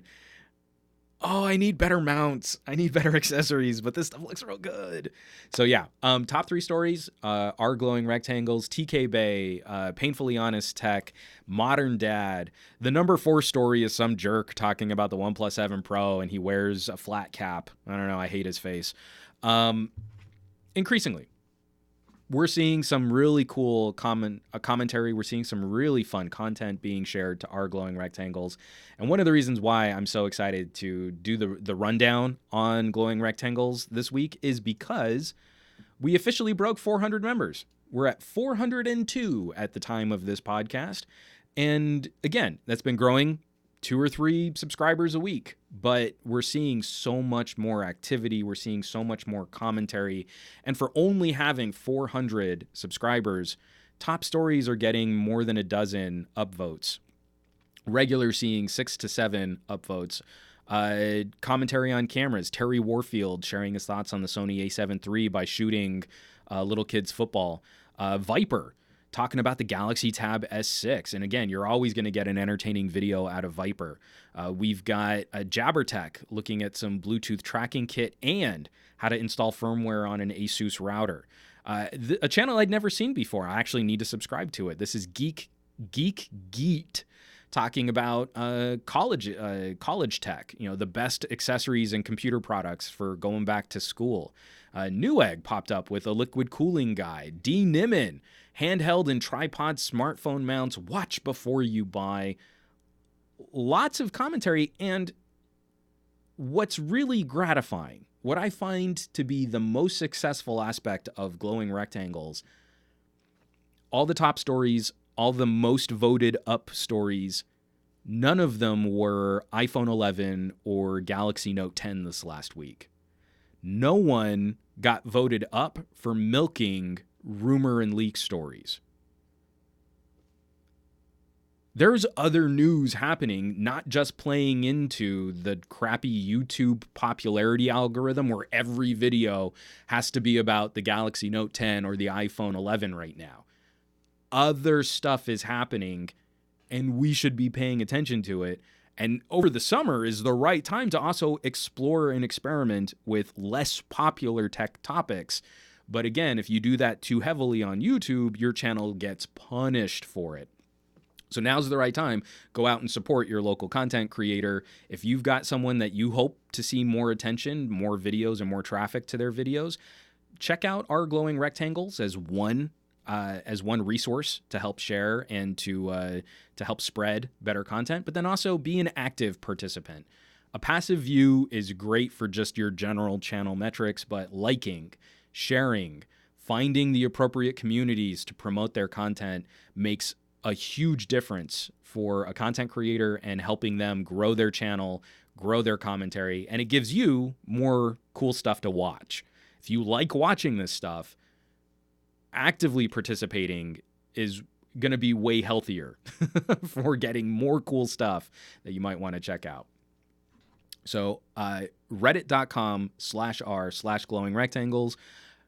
See if you can become part of the next 100 or 400 subscribers, members on the channel.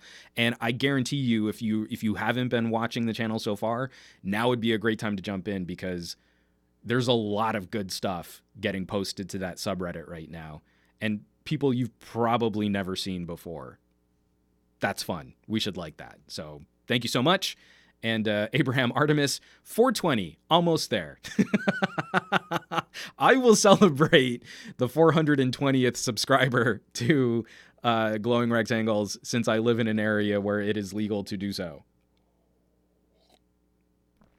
So, good times. All right. Some fairly heavy. No, this is actually fairly light tech commentary.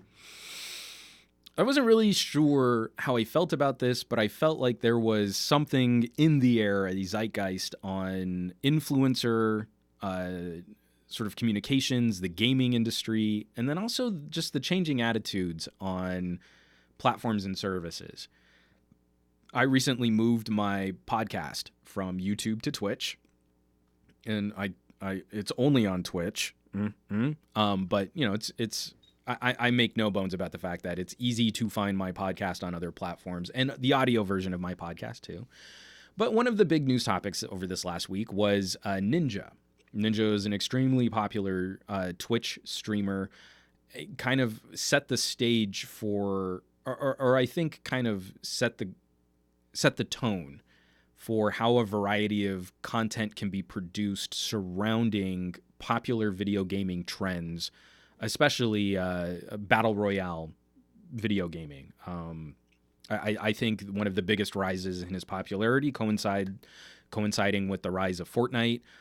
He was one of the streamers most responsible for breaking news and early streams on Apex. So it was pretty big news when it was announced he would be leaving Twitch and then moving over to Microsoft's competitor Mixer. And so let me go into screen share here. And this is coming by way of VentureBeat, and Ninja hasn't missed a beat on Mixer. Written up by Jeff Grubb. Ninja is live streaming exclusively on the Twitch competitor Mixer. Maybe you've heard. So far, it appears that this big move hasn't slowed him down. In a post on Twitter, Tyler Ninja Blevins revealed that his Mixer channel has over 500,000 subscribers. He also has nearly 650,000 followers since launching his first stream on the platform on Friday.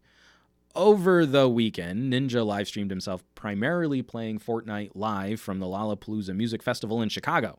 Those broadcasts attracted more than 3.8 million viewers in total, and he regularly had 60 to 100,000 people watching at any one time.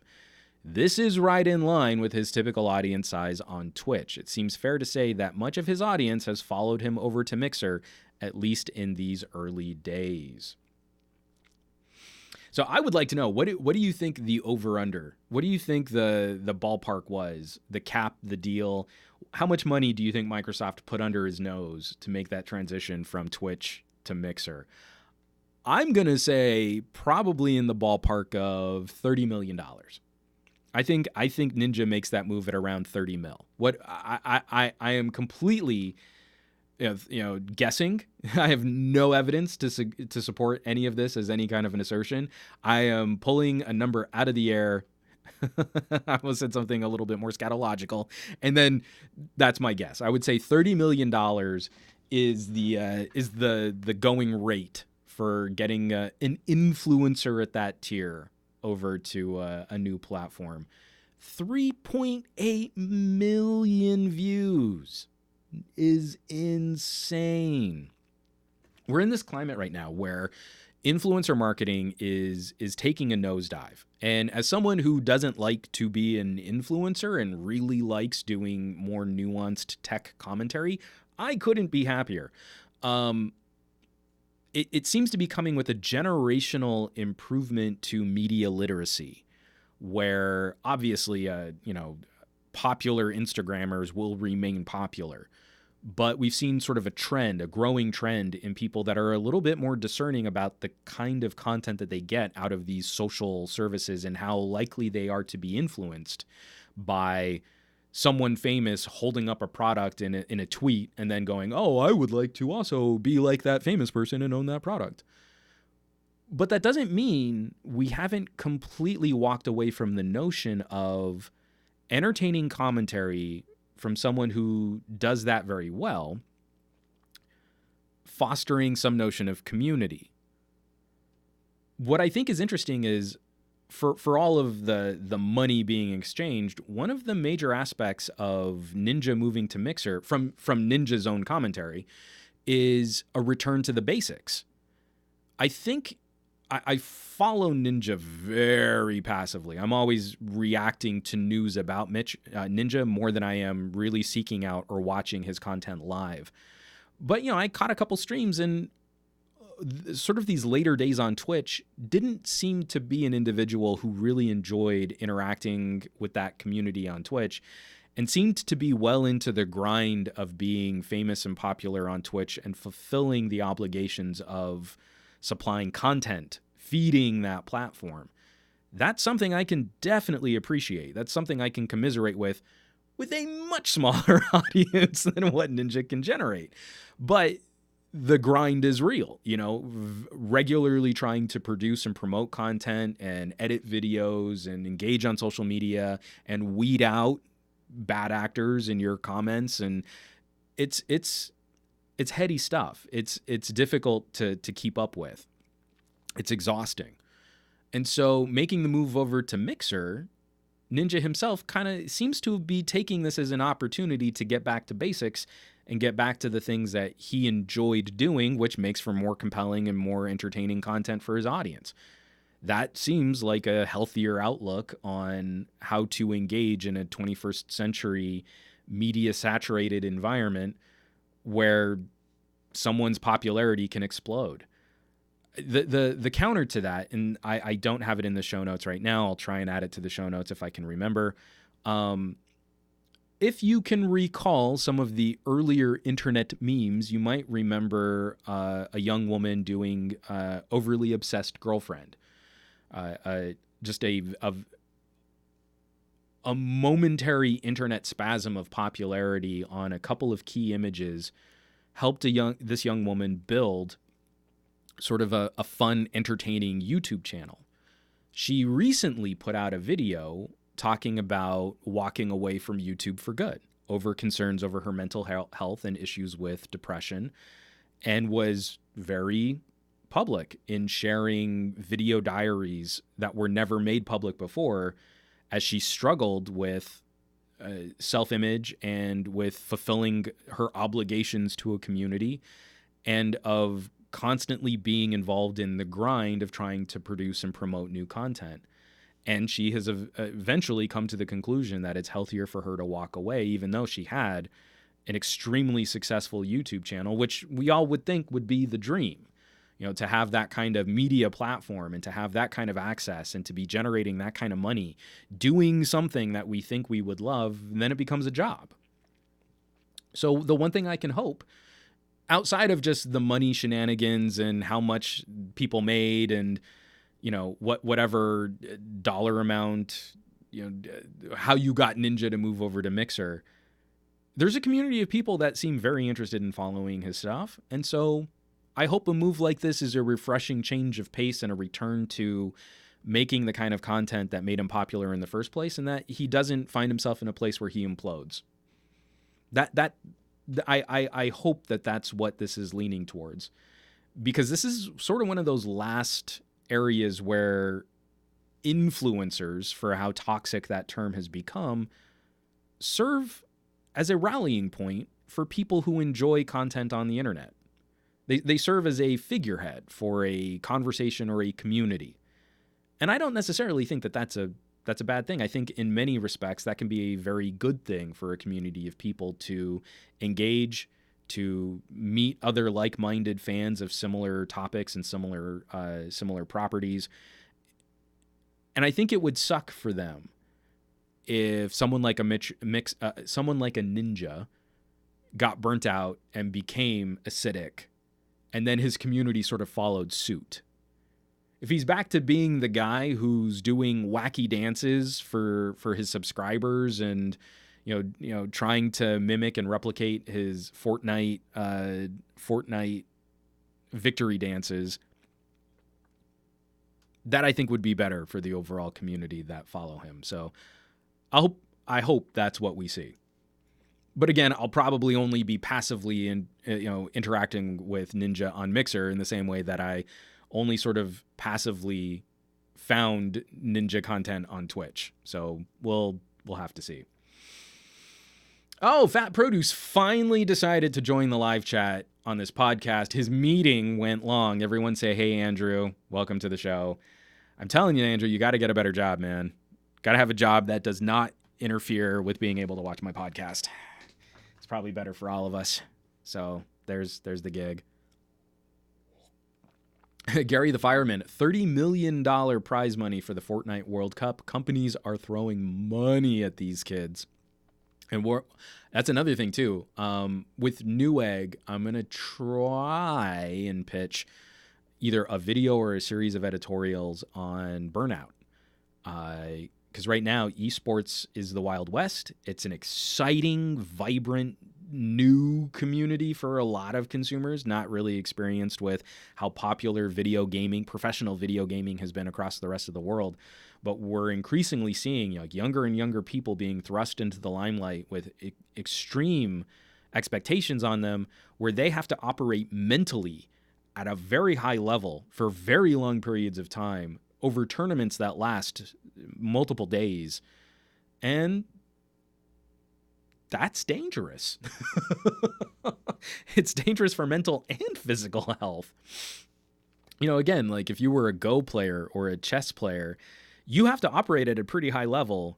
But you also don't have the expectations of also like running game streams and hosting tournament style play for your practice as often as you will have to show up for tournaments. We've got to take a look at how do we build our entertainment, and then how do we sustain our entertainment. Alisna, better late than unemployed, Juan. Leave Andrew alone. Fat Produce makes me feel like kids don't get a chance to grow up with all this crazy money getting thrown around in the competitive gaming space. And I would also be very concerned because, man, it feels good when you see that story of like 16-year-old Fortnite player is now able to buy his mom a house. Just like toddlers and tiaras, now are we going to have a bunch of parents like, oh, my kid likes to play the video games. Let's see if we can make him a pro gamer. If like the kid isn't already leaning that way, will we see parents pushing children into these types of applications like certain parents push kids into sports or into pageants or into, academics in a way that's unhealthy?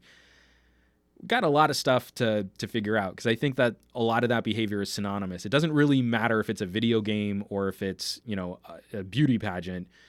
Toxic is toxic. And if the parents don't have a good handle on how to deal with this stuff, then the kids have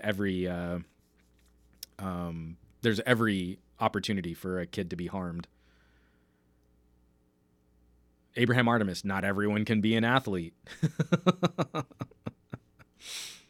All right, so this is the biggie and this is the heavy, and it kind of takes us back to where I started this whole podcast off, just talking about some of the things that went down recently.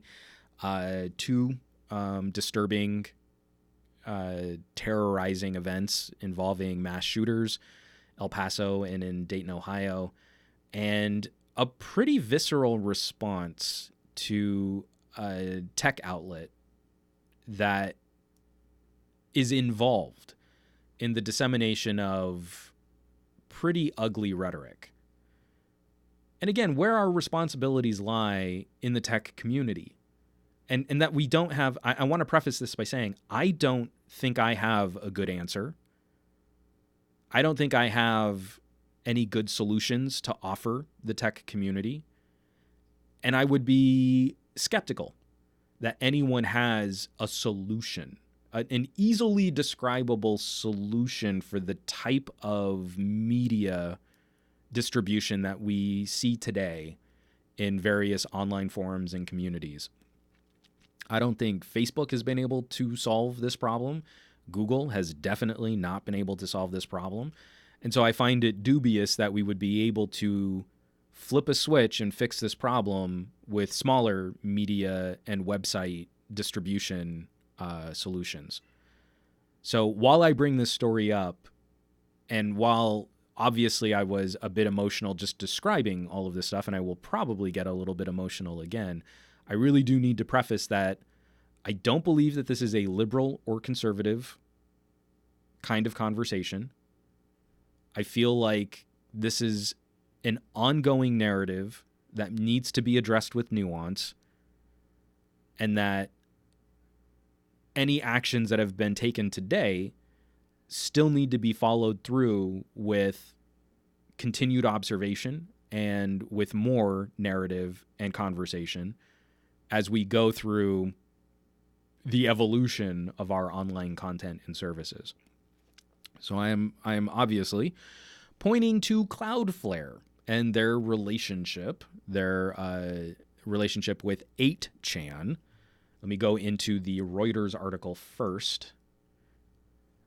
Cloudflare terminates 8chan as customer on hate-filled content, and they've got notes from the CEO. From the article on Reuters, U.S. cybersecurity firm Cloudflare on Monday said it would terminate online message board 8chan as a customer after a gunman used the messaging forum prior to killing 20 people at a Walmart store in El Paso on Saturday. The gunman is believed to have posted a 4-page statement on 8chan and called the Walmart attack a response to the Hispanic invasion of Texas. Police in the Philippines, where 8chan is hosted, told Reuters they were investigating the messaging board, but were unable to give details, such as when the inquiry began and what prompted it. I'm not going to talk about the suspect who engaged in the event, but Reuters has linked to the Cloudflare blog where there is a direct statement from the CEO, and we're going to switch over to that on the screen share. So this is written by Matthew Prince, was published this morning, my time, very early this morning. And the title of the blog, this is new.blog.cloudflare.com, terminating service for 8chan. The mass shootings in El Paso, Texas, and Dayton, Ohio are horrific tragedies. In the case of the El Paso shooting, the suspected terrorist gunman appears to have been inspired by the forum website known as 8chan. Based on evidence we've seen, it appears that he posted a screed to the site immediately before beginning his terrifying attack on the El Paso Walmart, killing 20 people. Unfortunately, this is not an isolated incident.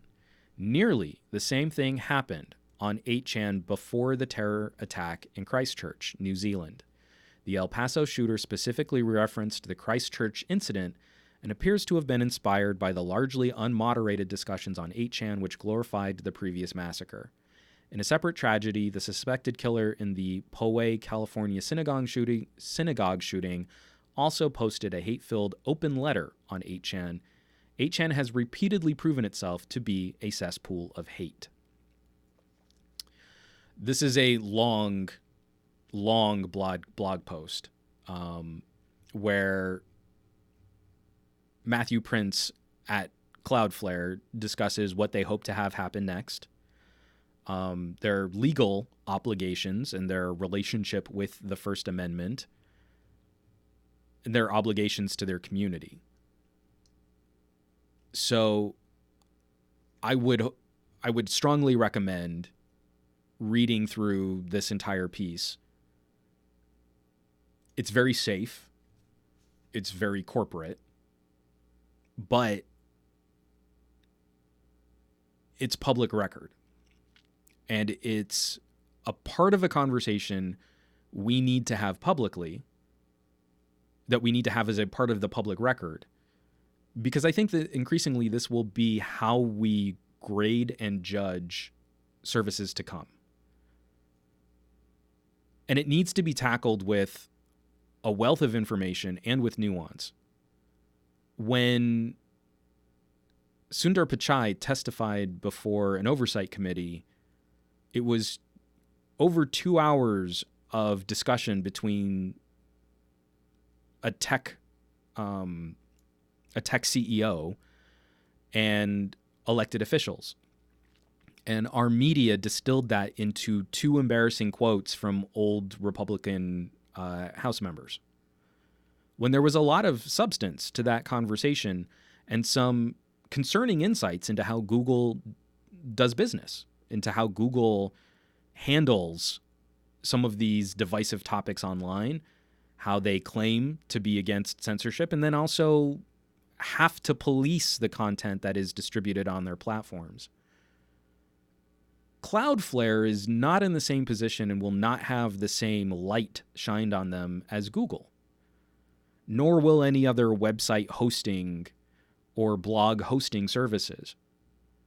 But as our industry continues to wrestle with these instances, with these topics, with these communities, having a public record gives us the baseline for accountability. And it gives us a starting point for grading how well these organizations, these communities, and law enforcement can deal with content and with communities we might find objectionable. We need to be paying attention to this, and we need to be sharing these types of conversations. We need to be engaging, and we need to be looking towards solutions. Ultimately, we're talking about private corporations that run on top of largely publicly funded infrastructure. But because they're private corporations, we don't have the same obligations. We don't see the same obligations towards freedom of speech in an American First Amendment sense, especially once that speech is disseminated across the globe and there are other expectations from other local governments as to how speech should be moderated or how speech should be censored. This is really difficult stuff. I don't believe we can find an easy solution to this stuff. We will continue to wrestle with it over time. My own personal commentary, not reflecting anyone I've ever worked for, the main aspect that I feel will become important towards the future discussions regarding tech companies, again, because this is a tech politics podcast, we need more evolved regulation where a platform like a Facebook can't have it both ways. Currently, media distribution companies and website hosting companies have been able to hide behind some protections where they are not responsible for the content that goes up on their services. But increasingly, especially to cater to advertisers, they have shown more willingness to censor content they find might harm their reputation with advertisers and with companies seeking to do business with them, and that hurts their bottom line. Again, there is no easy solution here, and there is no convenient editorial that I can deliver for this situation. But I do believe we need some other classification, regulatory classification, or some other involvement from regulatory agencies so that a company like a Facebook can't have it both ways. Hiding behind we're just distribution when it's convenient to them, being able to control the editorial narrative on their platform when it's profitable for them.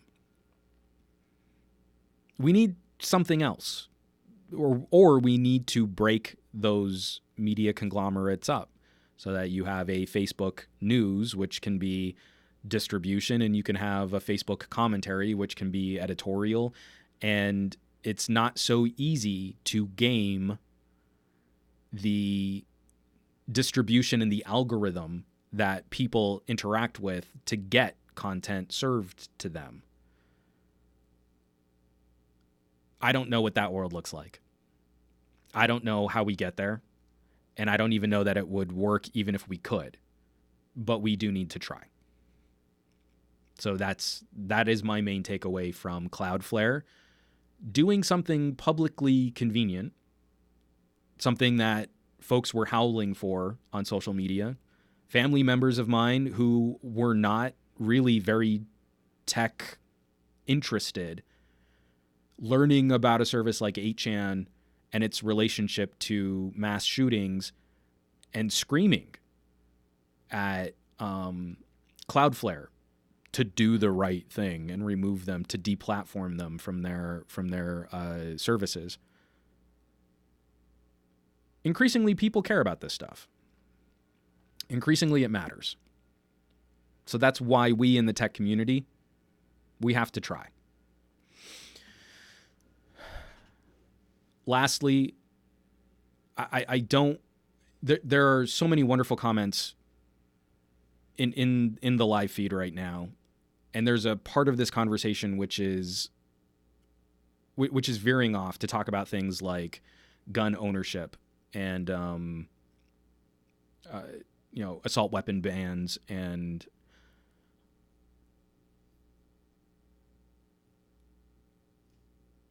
I feel here in the United States, there's a lot of scapegoating. Right now, we have a conservative presidential administration that wants to lay the blame on video games. I feel that's inappropriate. I feel there's not a lot of good science to suggest that playing a violent video game is more likely to trigger an individual who already is facing mental issues to become outwardly violent away from the keyboard, away from the game controller. But it's a convenient narrative that we've fallen back on since violent video games have become more realistic in their depictions of violence. So I understand it. From the left, there's going to be call for stricter gun policy. And there's data on the effectiveness of some laws, and there's data on the assault weapons ban during the Clinton administration and what happened after they let the ban expire. And that's one part of this conversation. One part of this conversation were people screaming at Cloudflare to deplatform 8chan. And another part of this conversation will focus on things like healthcare and scapegoating mental health, or being overly reductive and reducing the conversation to, well, just, screwed up kid, bad apple. We have a systemic problem in our society here in the United States that needs to be addressed on all fronts. Unfortunately, I think every single community of video game fans, of firearm enthusiasts, of tech and gadget fans, people heavily invested in online forums and communities, I think it's gotten to that point where we all need to contribute to part of this solution. It all needs to be a part of the conversation. Everything needs to be, nothing should be off the table. We want to talk about mental health. We need comprehensive healthcare reform that is easily and affordably accessible to everyone with a heavy focus on mental health care. We need to talk about education, and we need to talk about media literacy. We need to better fund schools and provide counseling tools in schools to help better prevent these types of tragedies from brewing at younger ages. The video game industry probably needs to have a conversation about re-educating consumers as to what is age-appropriate content. I personally don't believe video games contribute directly in the way that the GOP is trying to link violent video games to mass shootings, but they also need to be a part of the conversation, and especially in making sure that we aren't desensitizing children to grown-up concepts. Everything needs to be on the table, because right now, pointing the finger and yelling and getting really angry and posting diatribes doesn't do anything. We expend a ton of energy and a ton of effort trying to scapegoat someone else. Someone else's passion is responsible for this. It's not mine. And so we're in this echo chamber of blame, and nothing ever gets done. We had 2 mass shootings in one day. We had a mass shooting inspired by horrific, xenophobic. Someone from outside the community of El Paso drove hours into El Paso because of his fear of Hispanics and Latinos who occupied Texas long before Texas was a state. My family is pretty long-lived here on this continent, too. My family predates the United States. That dude needed a history lesson. He needed better history education, and he probably wasn't going to get it in Texas, unfortunately. So we all need to, unfortunately, be a part of this conversation so that we can all be a part of the solution. But it also means that we're all probably not going to be happy with the early steps towards working together. So that's my take on it. I hope to be a part of the solution. I don't know how. I don't know what I can do.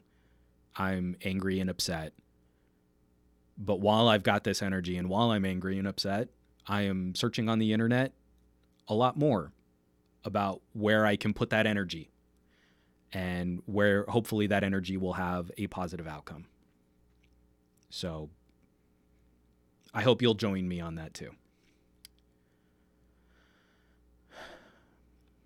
Sorry, I just got to take a breath.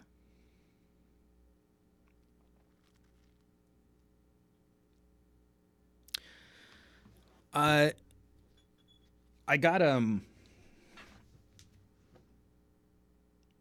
have a question here. It came in by I didn't mean to save this to the end. I kind of knew that the end of this podcast was going to be a bit heavy, but when I get fun questions, I've been wanting to incorporate them more into the podcast.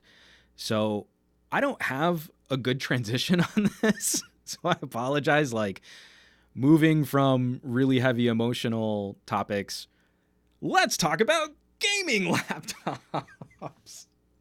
That is so terrible. I have to drink some water.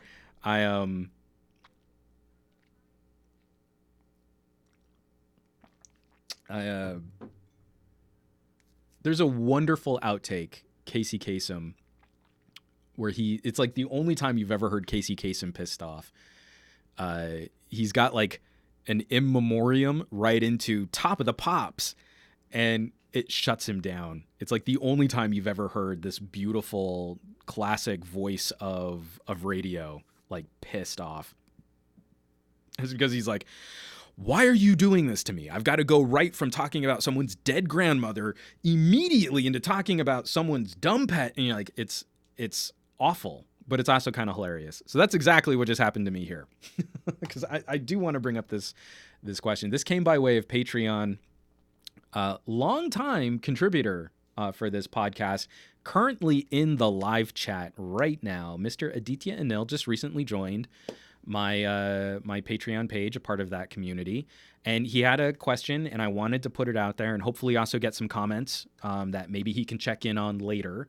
But if anyone had a suggestion for the live chat, I wanted to pull this up right now. I have a query. My laptop has been messing around. I have a MacBook 2012. And although I purchased it 3.5 years ago, the software has frequently been messing up, and I'm now considering a new laptop, and I could use your help. My budget is $800 to $900. $900 is really stretching his budget, but he could go up to $900. My workload is heavy web browsing, a little amateur video editing. I was on Final Cut Pro, but am willing to learn After Effects or other recommended software, and some Photoshop work.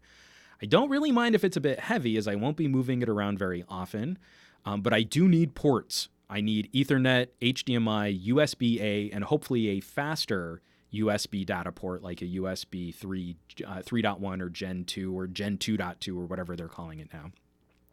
And I do need to move it around, but it will be mostly hooked up to an external monitor and plugged into a charging socket. I would appreciate your device. So again, as someone who's been a wonderful contributor to my podcast, he's regularly in the live chat, and then also just, again, seeking out some good information from other people who are sort of tech savvy. The first thing that came to mind for me in that sub $900 price tier would have been something like an Asus gaming laptop. Some of the more entry-level products there, I think, come in at around $850. Like an Asus TUF, TUF, would have probably a decent last-gen quad-core Intel, probably a reasonable amount of RAM, somewhere around 8 to 16 gigabytes of RAM, but then also will likely come with a dedicated GPU. And gaming laptops still typically have all the ports. So you have video out, some type of Ethernet jack, and USB ports. So if there are any other recommendations there, I know immediately someone asked, does it need to be a laptop? That could also be a very important question if Aditya Anil is able to contribute to some of that. But especially while I'm trying to kind of wrap up the last little bits of this podcast, if you have any suggestions, brands, specific products, and something where you can kind of land under $900. Because he said $900 would really be pushing his budget. So let's see if we can find something under that. And I don't know what kind of tax or VAT or import or shipping fees he might need. Give him a little bit of a window there. My first thought, Asus TUF. Good place to start. Reasonable brand reputation, good support. I know they're usually pretty easy to service if you have a problem or you want to swap out a component like an SSD. And I've had a lot of interactions with some of the Asus PR team, especially JJ for Asus motherboards. I've talked to him a lot. So I think that would be a good place to start. That's a good place to start. If you've got some other recommendations or some other things that he can check out, please drop some comments, because Aditya is a good dude. And we can't have him trying to work on an old MacBook. Come on. He can do better than that. All right, folks. So I think that's going to do it. I've got some other content coming out on the channel. The e-bike ride that I took with the fuel fluid is going to be out this week. I'm going to be doing a follow-up on some wearables, smartwatch that I really like, which I recently did a video out on. I'm going to have the last part of that review out on that smartwatch this week. I'm hoping, fingers crossed, I don't know if it's going to happen, but I really want it to. One of my most viewed videos on Instagram was at CES this year when I got to try on the Focals by North. They're glasses with a little heads-up display, kind of similar to like Google Glass, but they don't look terrible. You don't look like a Borg on your face, and they don't have a camera, which I don't care about having a camera bolted to my face. But it's all about sort of augmented reality, heads-up display, notifications, and small bits of information right at eye level.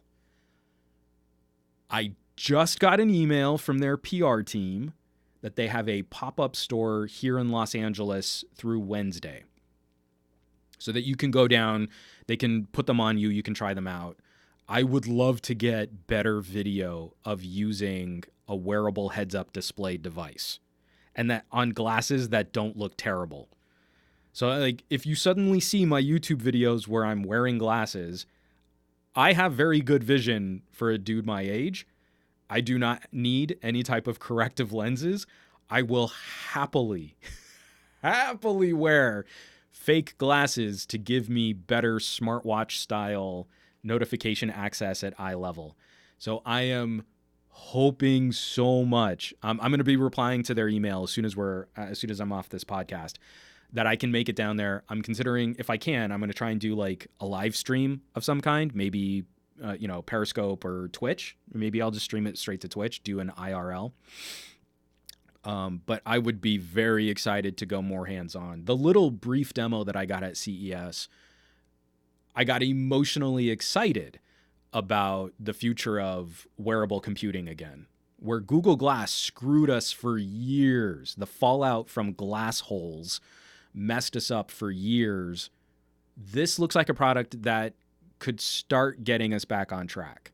And that I'm very excited about. So, hopefully that'll be out on some type of platform that I'm currently on. Why don't we say if I get a chance to do it, I'll stream it on Twitch. I don't know if I'll get to do it. Follow me on Twitter. I'll say on Twitter if I'm going to be on Twitch. So, and it'll be really rough. I'm not going to be looking to like fully produce a video look from a pop-up store, but I want to share what it's like, because if it is like the CES experience, it'll be about trying to get them fitted, going through a tour of all the features, and being able to get a little bit closer hands-on, but without all of the CES show floor stuff happening around me. Be a much nicer way to get a look at it. Because this, to me, moves the needle on future services and future technologies way more than like a folding phone might. This, to me, is an exciting way that we could take services off of our phone but still stay connected. And Sean Diggs Tech, great point. Mr. Mobile did a great review on these. A second review would be awesome. Definitely. So why I'm so excited about the potential here, go watch that Mr. Mobile video. Michael Fisher's always on point, but to me, this is where we get to be futurists again, not just what smartphone's popular, should you buy it, shouldn't you buy it, worth it, not worth it, I'm leaving Apple, I'm going back to Samsung. Let's talk about the future. Can we get excited about future tech again? That's what I'm really hoping we can pull off. Elias too. Twitcher. I've said that so many times. Like, oh, I'm going to be on Twitter. Twitcher. Oh, I get so tongue-tied on trying to keep all that straight. So, folks, thanks so much for watching. Thanks so much for participating. Tons of content coming out. Gaming headset coming out. Smartwatch coming out. Camera tech. OnePlus 7 camera review and some Xperia camera samples are going to be going to the Patreon. Lots of stuff to talk about. I am scrambling to keep up with it all, but I've had so much fun getting to dig into a greater variety of stuff, and having a community on board to join that conversation is what makes it all worthwhile. So thank you for being a part of this journey too.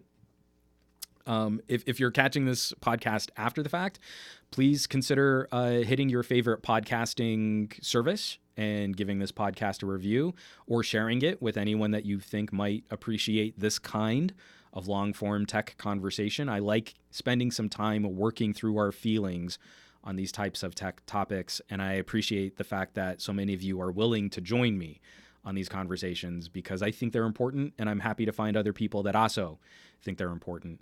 You know where you can find me around the rest of the internet. SomeGadgetGuy.com, Twitter, Twitch, Instagram, kind of on Facebook, SomeGadgetGuy, the YouTubes, Juan Bagnell, and I will catch you all on the next Monday morning Tech Chat show.